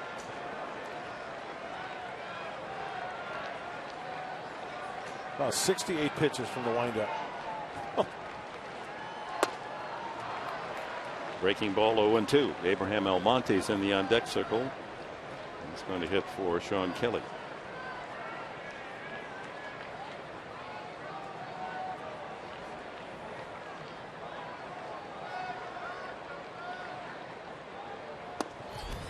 Guys, we always talk about the speed up rules, but this is very uncomfortable from the hitter's perspective because Jacob deGrom is getting the ball. He's on the rubber. He's in rhythm. Very uncomfortable because this is when you really want to slow these pitchers down. 1-2 in the dirt. So we have a moment, Mark Sweeney. What do you think about the 6-man pitching rotation? Well, listen, it's all about the Tommy John. I'm not a big fan of it because I think there's more pitchers, and Mark can speak to this more because he hasn't been a pitcher, but I like how they are in routine. It's not a routine with a 6-man rotation. I think it comes into play when you're talking about guys that get used to that, like a Bartolo Colon. Hedges gets into that fastball and drives it deep, but way foul into the second deck and left. Yeah, that's a great point, Mark, as we take a look at the 6-man rotation for the New York Mets. And the point I made earlier regarding the young arms, the young talent, and protecting them. Sure, you have Bartolo Colon, who is 68 years old, Jonathan Neese, Dylan G. But here's where a problem can come into play with that 6-man rotation. He gets Hedges for his 8th strikeout. Let's say there's some bad weather around and there's a rain out, and now you start pushing guys back. You know, if there comes a time where there's, and nothing against Jonathan Neese or Dylan G, but if there's a rain out and it's their spot and they've been pushed back, you're going to go with one of your horses. So you're going to take that guy out of that rotation, so to speak, and that routine, as Mark Sweeney alluded to. And because you want to go with your horses, because then by a rain out or two, they're going to be rested. The other part is they've been working on that 5-man rotation most of their professional life, and then all of a sudden you get that extra day off. Well, how do you take your bullpens now? And and does that throw you off in terms of all the training? It's like horses. You train a horse, you work them out, and then you give them a rest, and you work them out, and then all of a sudden say, no, we're not going to do it that way anymore. We're going to give you more rest and less workouts. And you know what, guys? Somewhere Jim Palmer Cakes is laughing. He is horse laughing right now. 6-man rotation. Now, number 22, the Hall of Famer, he was back in, there was a 4-man rotation. Pitching over 300 innings a year. But you know what? The game's changed. Almonte, the pinch hitter. The great ones adjust. Back to the pitcher, DeGrom. There's one. Back to first. A double play. 1-6-3 on the twin killing. And he still worked to the minimum number of hitters through 6 innings. But Clint Varmus has ruined all thoughts of a possible no-hitter.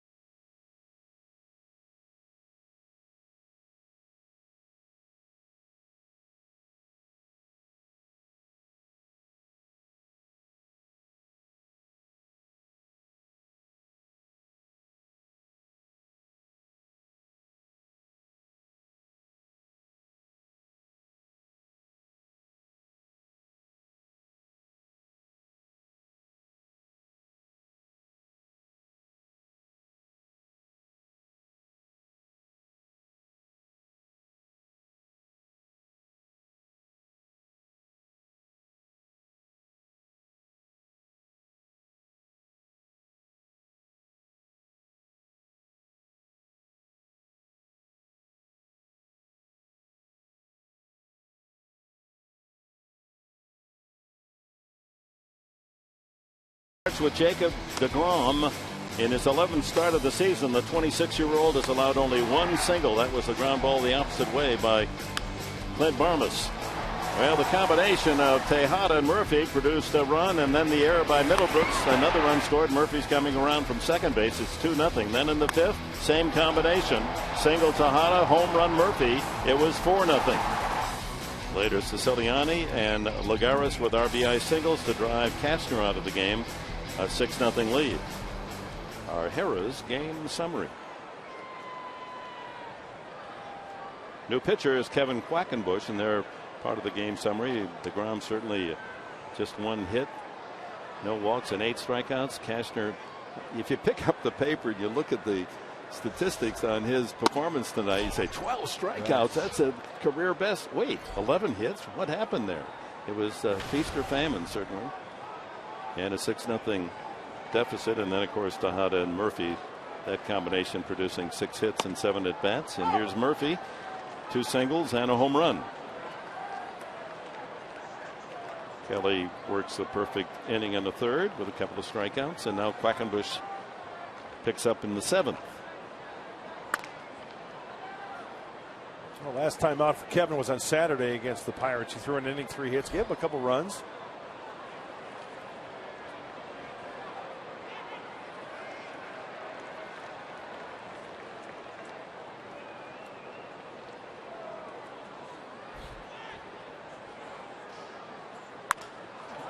Line drive to left, slicing, fair ball, another hit for Murphy just inside the foul line.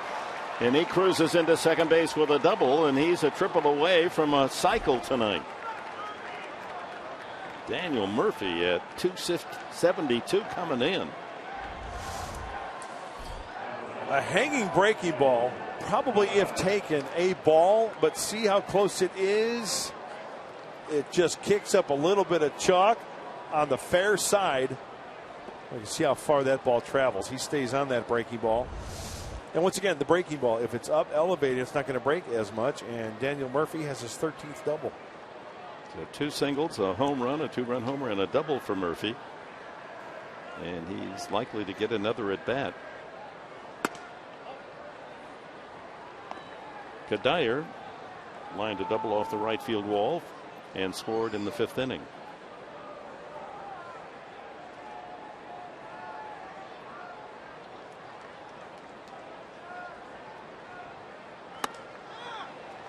One and one.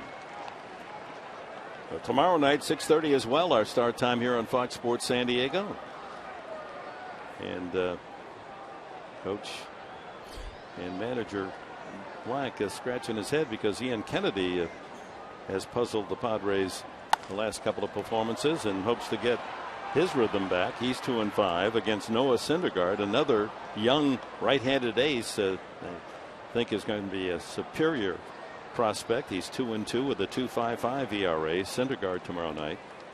Wednesday, the start time is an hour earlier, 6:10. We'll be on at 5:30, and James Shields will be going for his 7th win against Dylan G.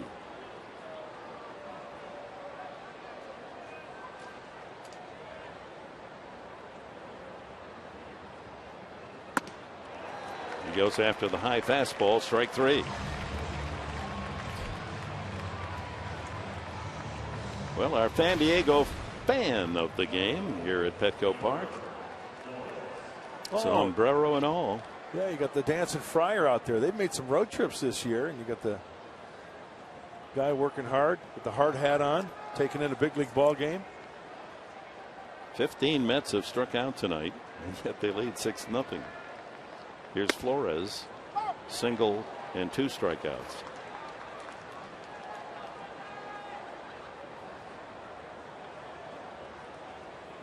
Well, it's nice we're saluting the San Diego fan of the game. We haven't been doing that for a while. Nice to have him back with us. Absolutely. Appreciate that. After all, it's all about the fans, right? It's their game. You got that right. And as soon as you forget that basic premise, then this game will suffer. Those are the people that the athletes play for, that we talk to and try to encourage their support. You know what I thought was evident of just how important the fans are? Remember that game in Baltimore where they had no fans because of the situation? Right. I mean, that just goes to show you how important the fans are for the players. Try playing a game with no fans, especially at this level, any level. It takes the fun out of it. It takes the electricity out of it. Absolutely. Hubba hubba. Come on, man. Let's go. Yeah. In the dirt, blocked by Hedges.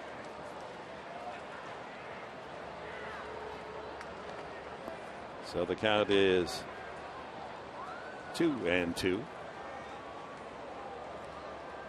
Murphy still at second. One out here in the seventh in a 6-0 Mets lead.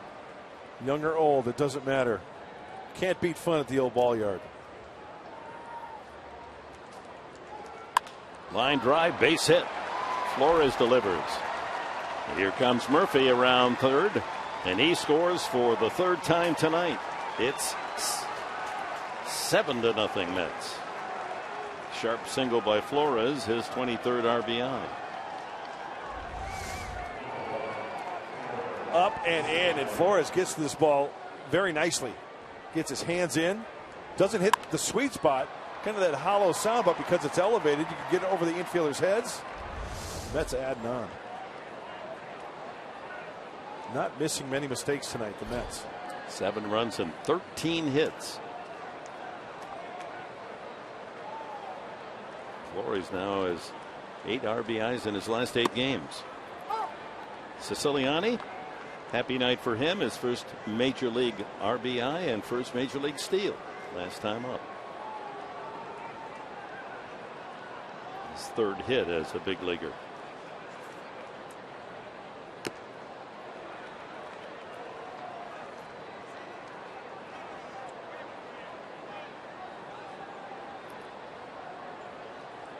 Kevin Quackenbush, who did such a great job last year, an integral part of that bullpen that was so outstanding, not having the same success this season.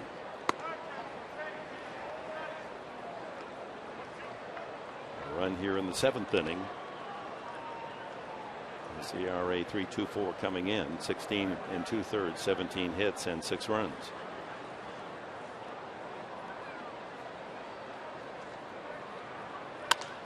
Line drive, Solarte, double play. And that's it for the Mets in the 7th, but they add another run, and we're looking for more, but Solarte gets that big glove in the way. And Flores caught off first.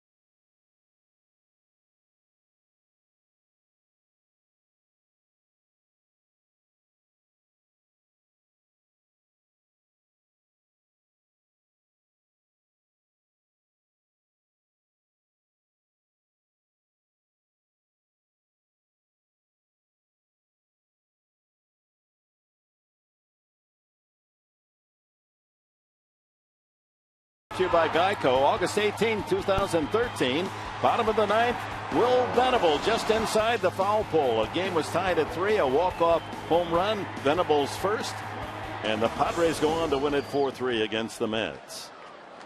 Venable is lined out and struck out tonight. Hits that one deep to right, but into the glove of Granderson for the first out. 1 pitch, 1 out for DeGrom. Only 78 pitches to go, 1 out into the 7th. Spangenberg has struck out and flied to left.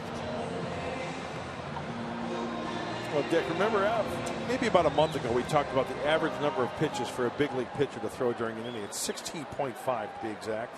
Well, 16 pitches in the 5th inning. That's the most. Whoa. And a sharp comebacker, and only 2 pitches for 2 outs for DeGrom here in the 7th.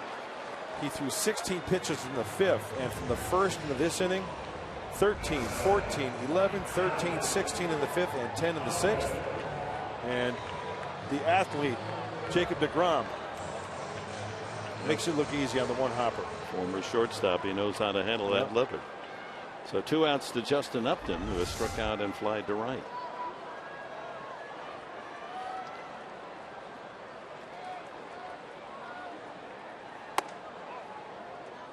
And it's time now to check the Cholula flamethrower. Well, Jacob DeGrom, 97, and that is muy caliente, hot sauce.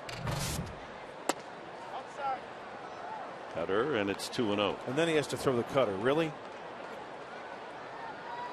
Back into the windup. It's not fair.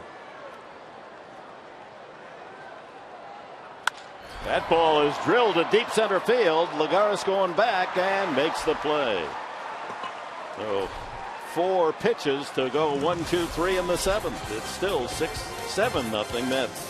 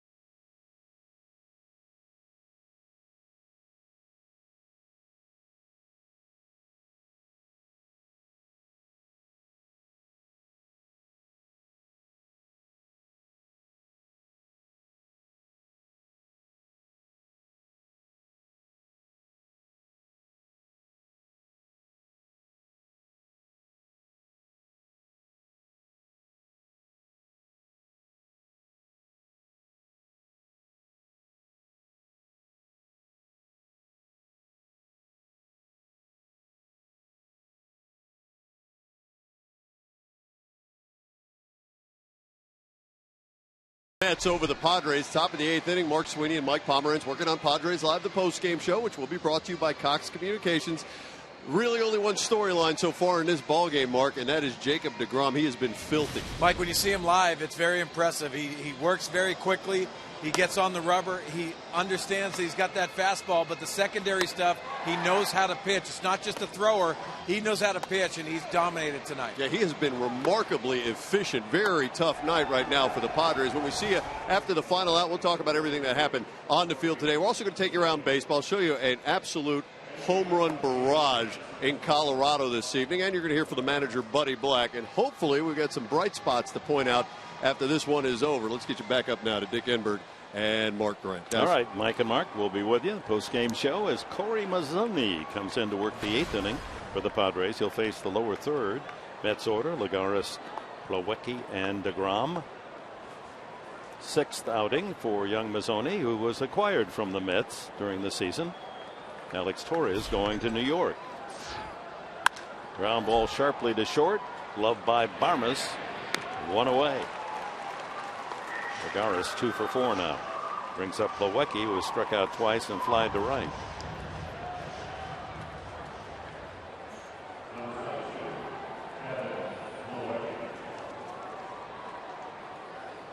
The Mets do not have, with all their outstanding pitching, a complete game win this year. But with a minimum number of throws, especially that easy 7th inning for DeGrom, he will be bidding for a complete game shutout. I mentioned earlier as DeGrom waits on deck, Kevin Plawecki, you mentioned it earlier, Dick, he caught at Purdue. And Archie Cianfrocco's at the game tonight with his son. Kevin and Angelo roomed together, best friends at Purdue, and they're going to be in each other's wedding this fall. Oh, that's terrific, yeah. In for a strike, 0-2 to Plawecki. You can't keep Archie Cianfrocco away from the ball yard. One of the better eggs around, Archie.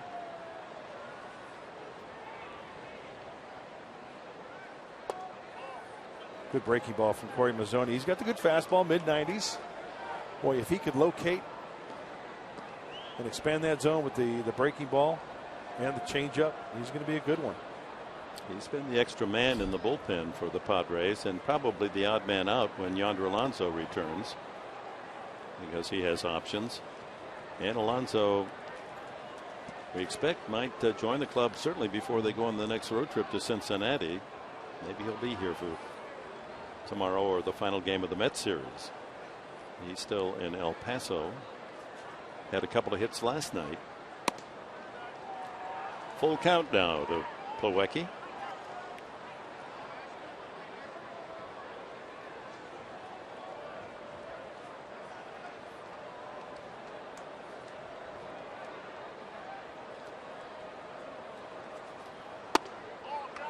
Just missed low. That's the first walk of the game, either side. Well, our keys to the game brought to you by your San Diego Honda dealers. How do we do tonight? I'm going to have to go to summer school. Get in tune for June. Padres trail 7-0. Not a good start on this first day of the month. And welcome Matt for the Mets. Matt, we mentioned earlier, our game changer. Great numbers against these New York Mets. 0 for 2 tonight. I'll see you in summer school. Yeah, this was a tough one. I don't think you could have come up with anything unless it was on the Mets side that would have made sense. DeGrom struck out all 3 times.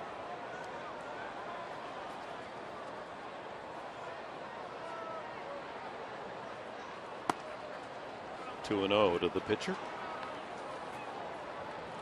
Well, as outstanding as DeGrom has been tonight, they say that the right-hander we're going to see tomorrow night, Noah Syndergaard, has just as good stuff. Yeah. That's frightening.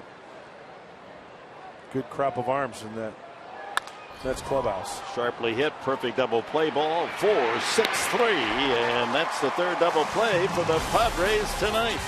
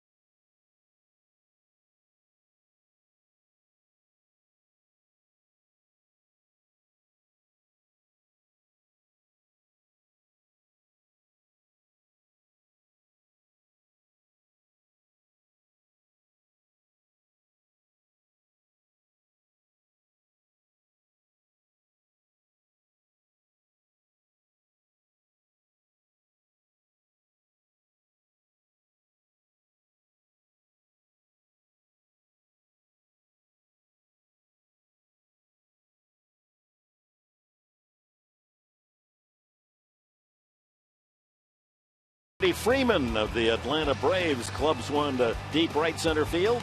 Freeman, who homered in San Francisco yesterday, that's a bomb. As the Atlanta Braves in the 9th inning have a 7-1 lead against the D-backs. We'll see Atlanta on the upcoming road swing. A couple of stops, 3 in Cincinnati and 4 down in Atlanta. DeGrom goes to work last of the 8th inning with a 7-0 lead. It's Kemp, Solarte, and Middlebrooks. He's worked to the absolute minimum, 21 batters in 7 innings. 1 base runner, Barmas leadoff single. 6th inning, erased on a double play, Almonte. The Mets have only one no-hitter in their history that began back in 1961. That was Johan Santana. No-hit the Cardinals 3 years ago. But they have 38 one-hitters, including 4 by Tom Seaver and 3 by R.A. Dickey. DeGrom with a one-hitter going into the 8th. Well, you think of all the great arms that the Mets have had over their franchise history. You think that they'd have a boatload.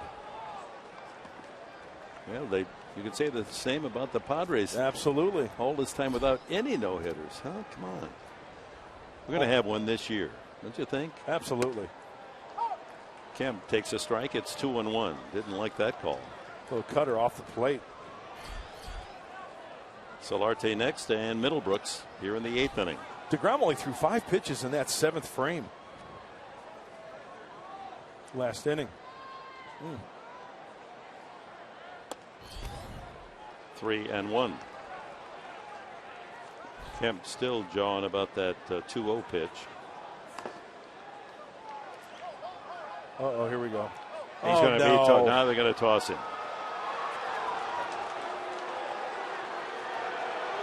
Watch out, get out there and get between them.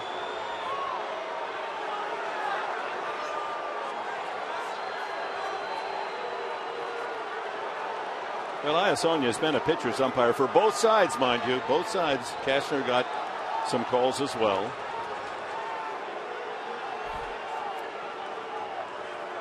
If somebody get Kemp out of there before he does something that's going to create some damage after this game. You don't need a suspension. Well, you know, when I look at that situation, first and foremost, you don't know what was said between umpire and player. But you know what? If you're going to jaw at the umpire, I think Matt went about it the right way because he never looked at the umpire. He came out of the box. He was either looking at home plate or he's looking towards the pitcher. Well, there's a Bud difference. Black has been tossed as well.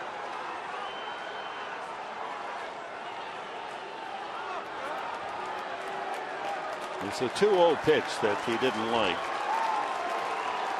And Bud Black's going to get his money's worth as Kemp will go back to the clubhouse. Count is 3-1 on whoever's going to replace Kemp.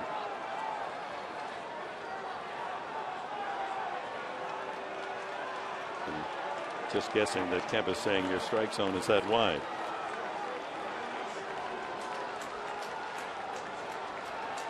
Well, it's a night of frustration. The Padres with only 1 hit, and they've been overpowered. This is the pitch that on 2-0 that was called a strike.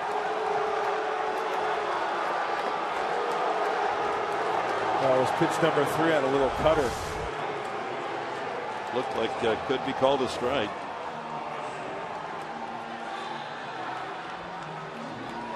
But it wasn't like Matt squared up to the umpire and, you know, he was in the box. He stepped out of the box, looking down, looking at the pitcher. Hey, nobody knows what was said, but Dan Iasonia, I guess, had enough. He could have said the candy word. So now 3-2 as Amarista picks up the battle here on a 3-1 count. And line drive to DeGrom. Boy, he does field his position well.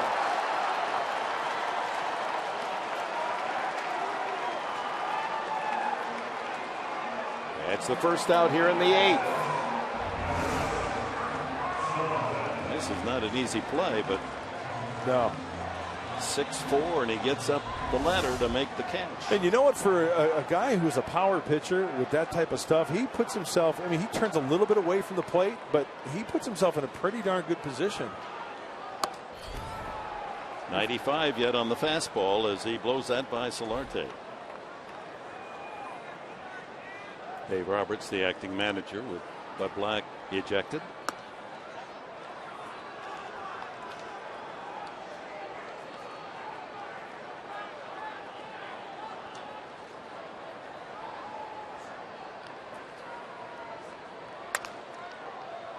And the count goes 1-2. Now the Padres have had the toughest schedule in the National League, if not the major leagues. This is their 53rd game. 53rd game, and only 8 games were against a team with a losing record. And that's incredible. Where are those teams that aren't having winning seasons? Where are they?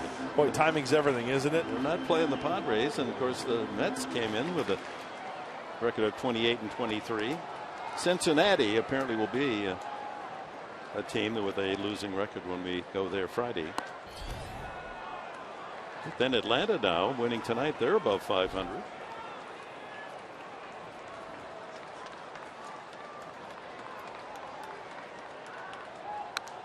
Foul back.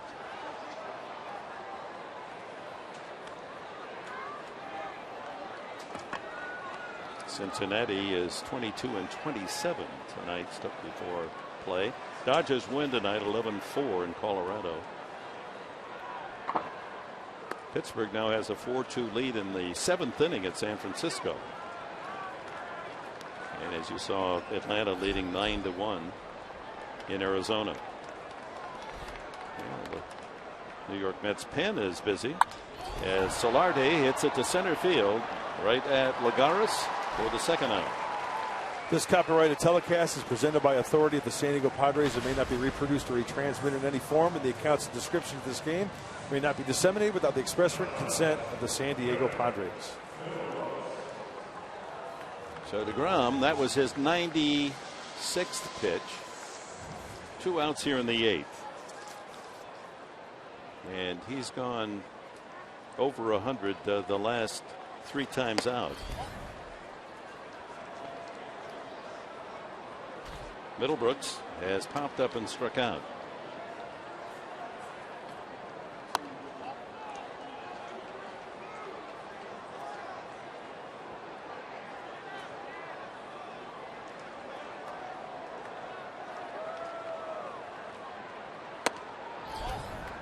(3-0). First time tonight he's fallen 3-0 to a hitter.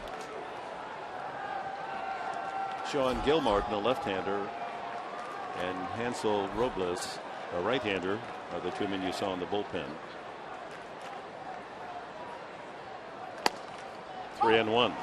The attendance tonight, 21,893.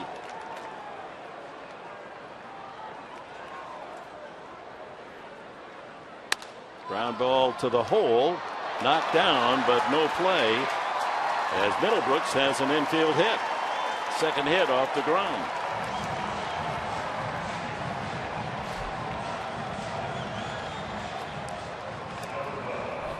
And that'll bring up Clint Barmas, who has the other base hit. Well, pitching coach, I'm sorry, Dick. Dan Worthen on the right there talking with Terry Collins, hoping that DeGrom can get out of this inning.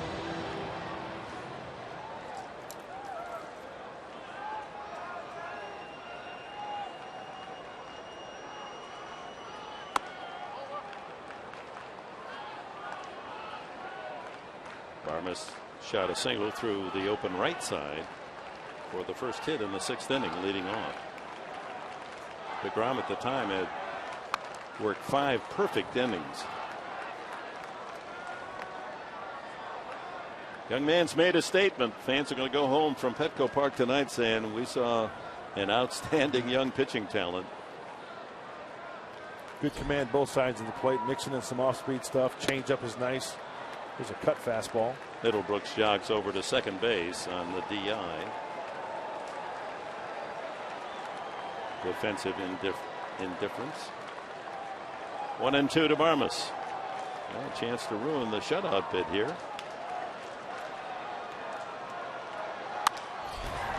Hit well to right field. Granderson going back and makes the catch on the run. To the ninth, 7-0 Mets.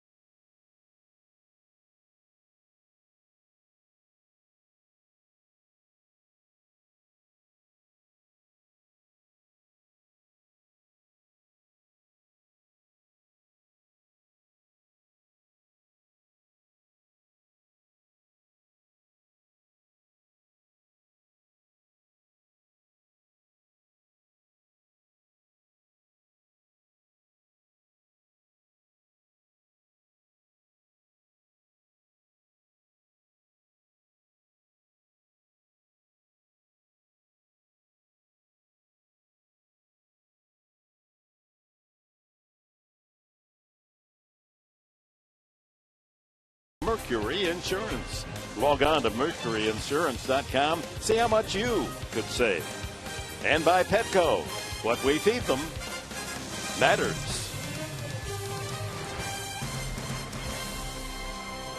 So this opening game of a 3-game set with the New York Mets finds the New Yorkers sending out young Jacob deGrom and producing a 2-hit shutout through 8 innings. The Padres bring in their 5th pitcher. Cashner started, then Kelly, Quackenbush, Mazzoni, and now Brandon Maurer. And he'll face the top of the order, Granderson, Tejada, and Murphy. Hey, pretty good numbers from Brandon. He is on a very good run out of the bullpen. Granderson 0 for 4. A couple of strikeouts, popped up and lined out. Leaping catch made by Spangenberg to deny him a hit in the 6th inning. 0-2.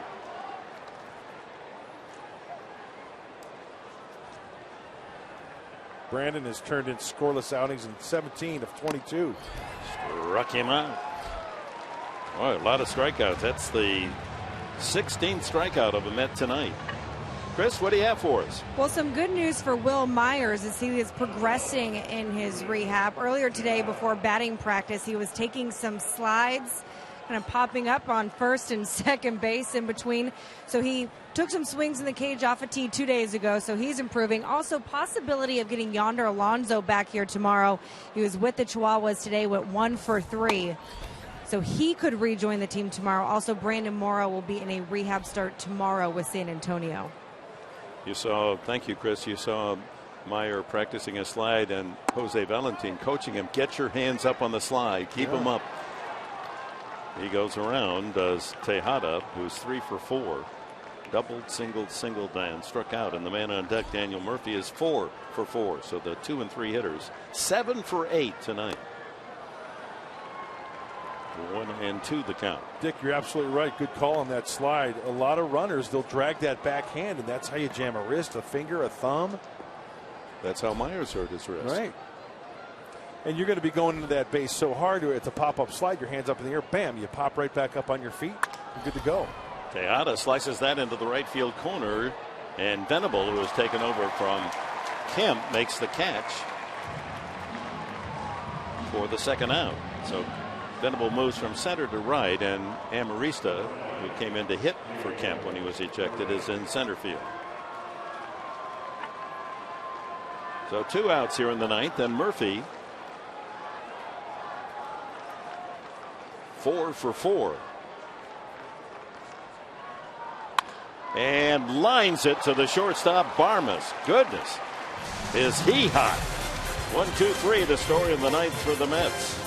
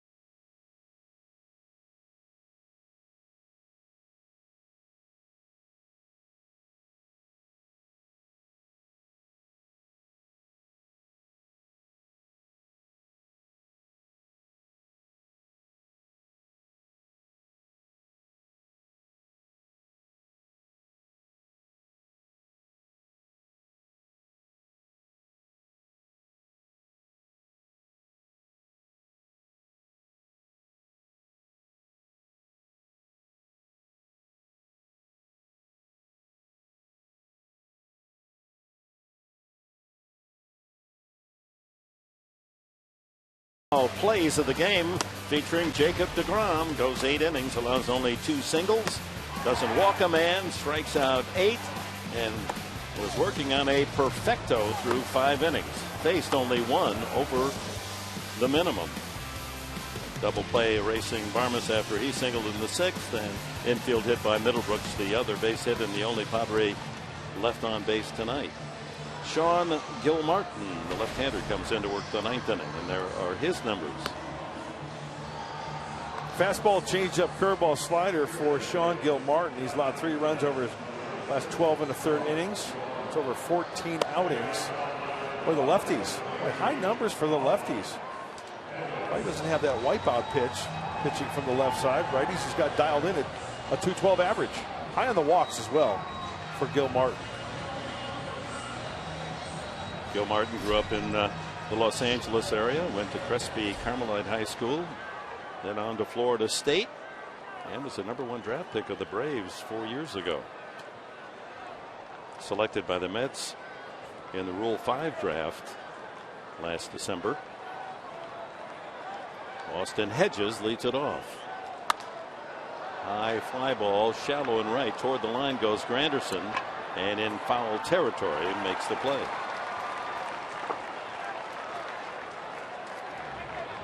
A look tomorrow at the pitching matchup. It'll be Ian Kennedy trying to square away things back in rhythm, get that breaking ball and fastball working against Noah Syndergaard.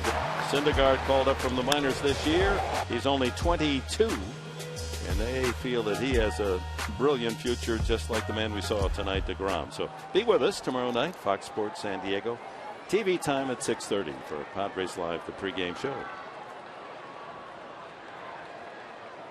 Jed Jerko, the pinch hit here in the 9th inning.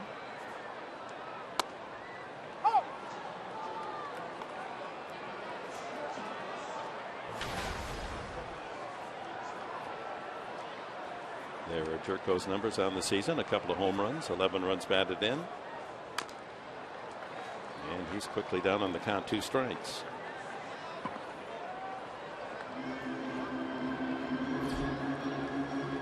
Gilmartin, interestingly, caught the attention of the Padres scouts while he was at Crespi Carmelite High School up in L.A. And the Padres drafted him in 2008. But he elected to go to Florida State. A good program there at Florida State. It's amazing when kids are drafted, they elect not to sign, but yet how much they mature in 2 or 3 years at the college level. Maybe even gaining on their velocity. Strike 3 called. A breaking ball, and Jerko caught looking. Another strikeout tonight for the Padres. 9 San Diego Padres have struck out. For the Mets, 16 Mets striking out, and yet they have all the numbers on the scoreboard, 7-0. So down to the final out. The Padres, Will Venable, only the 28th man to bat tonight. He has struck out, lined out, and flied out.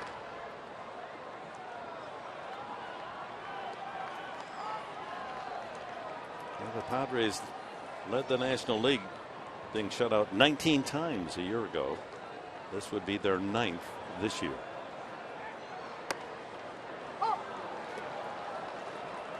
On that inside corner, 2 strikes to Venable.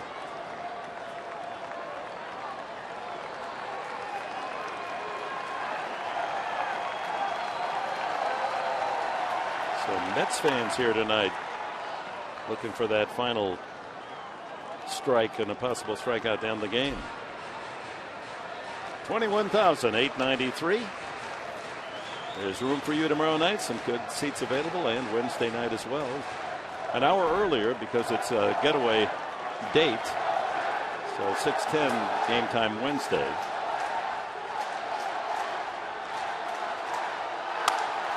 One hopper to the shortstop. Flores across in time for the out, and the ball game is over. Combo 2-hit shutout for the New York Mets. Final score, New York 7, the Padres nothing. Padres Live coming up. Mike Pomerantz. Dick, thank you very much. When Mark and I see on Padres Live, the post-game show, we're going to hear from Buddy for sure. But really, the story of this night, the strikeouts just wild here. Petco Cashner getting a bunch. Jacob deGrom the same. But we'll show you why Andrew's night just was not enough in moments.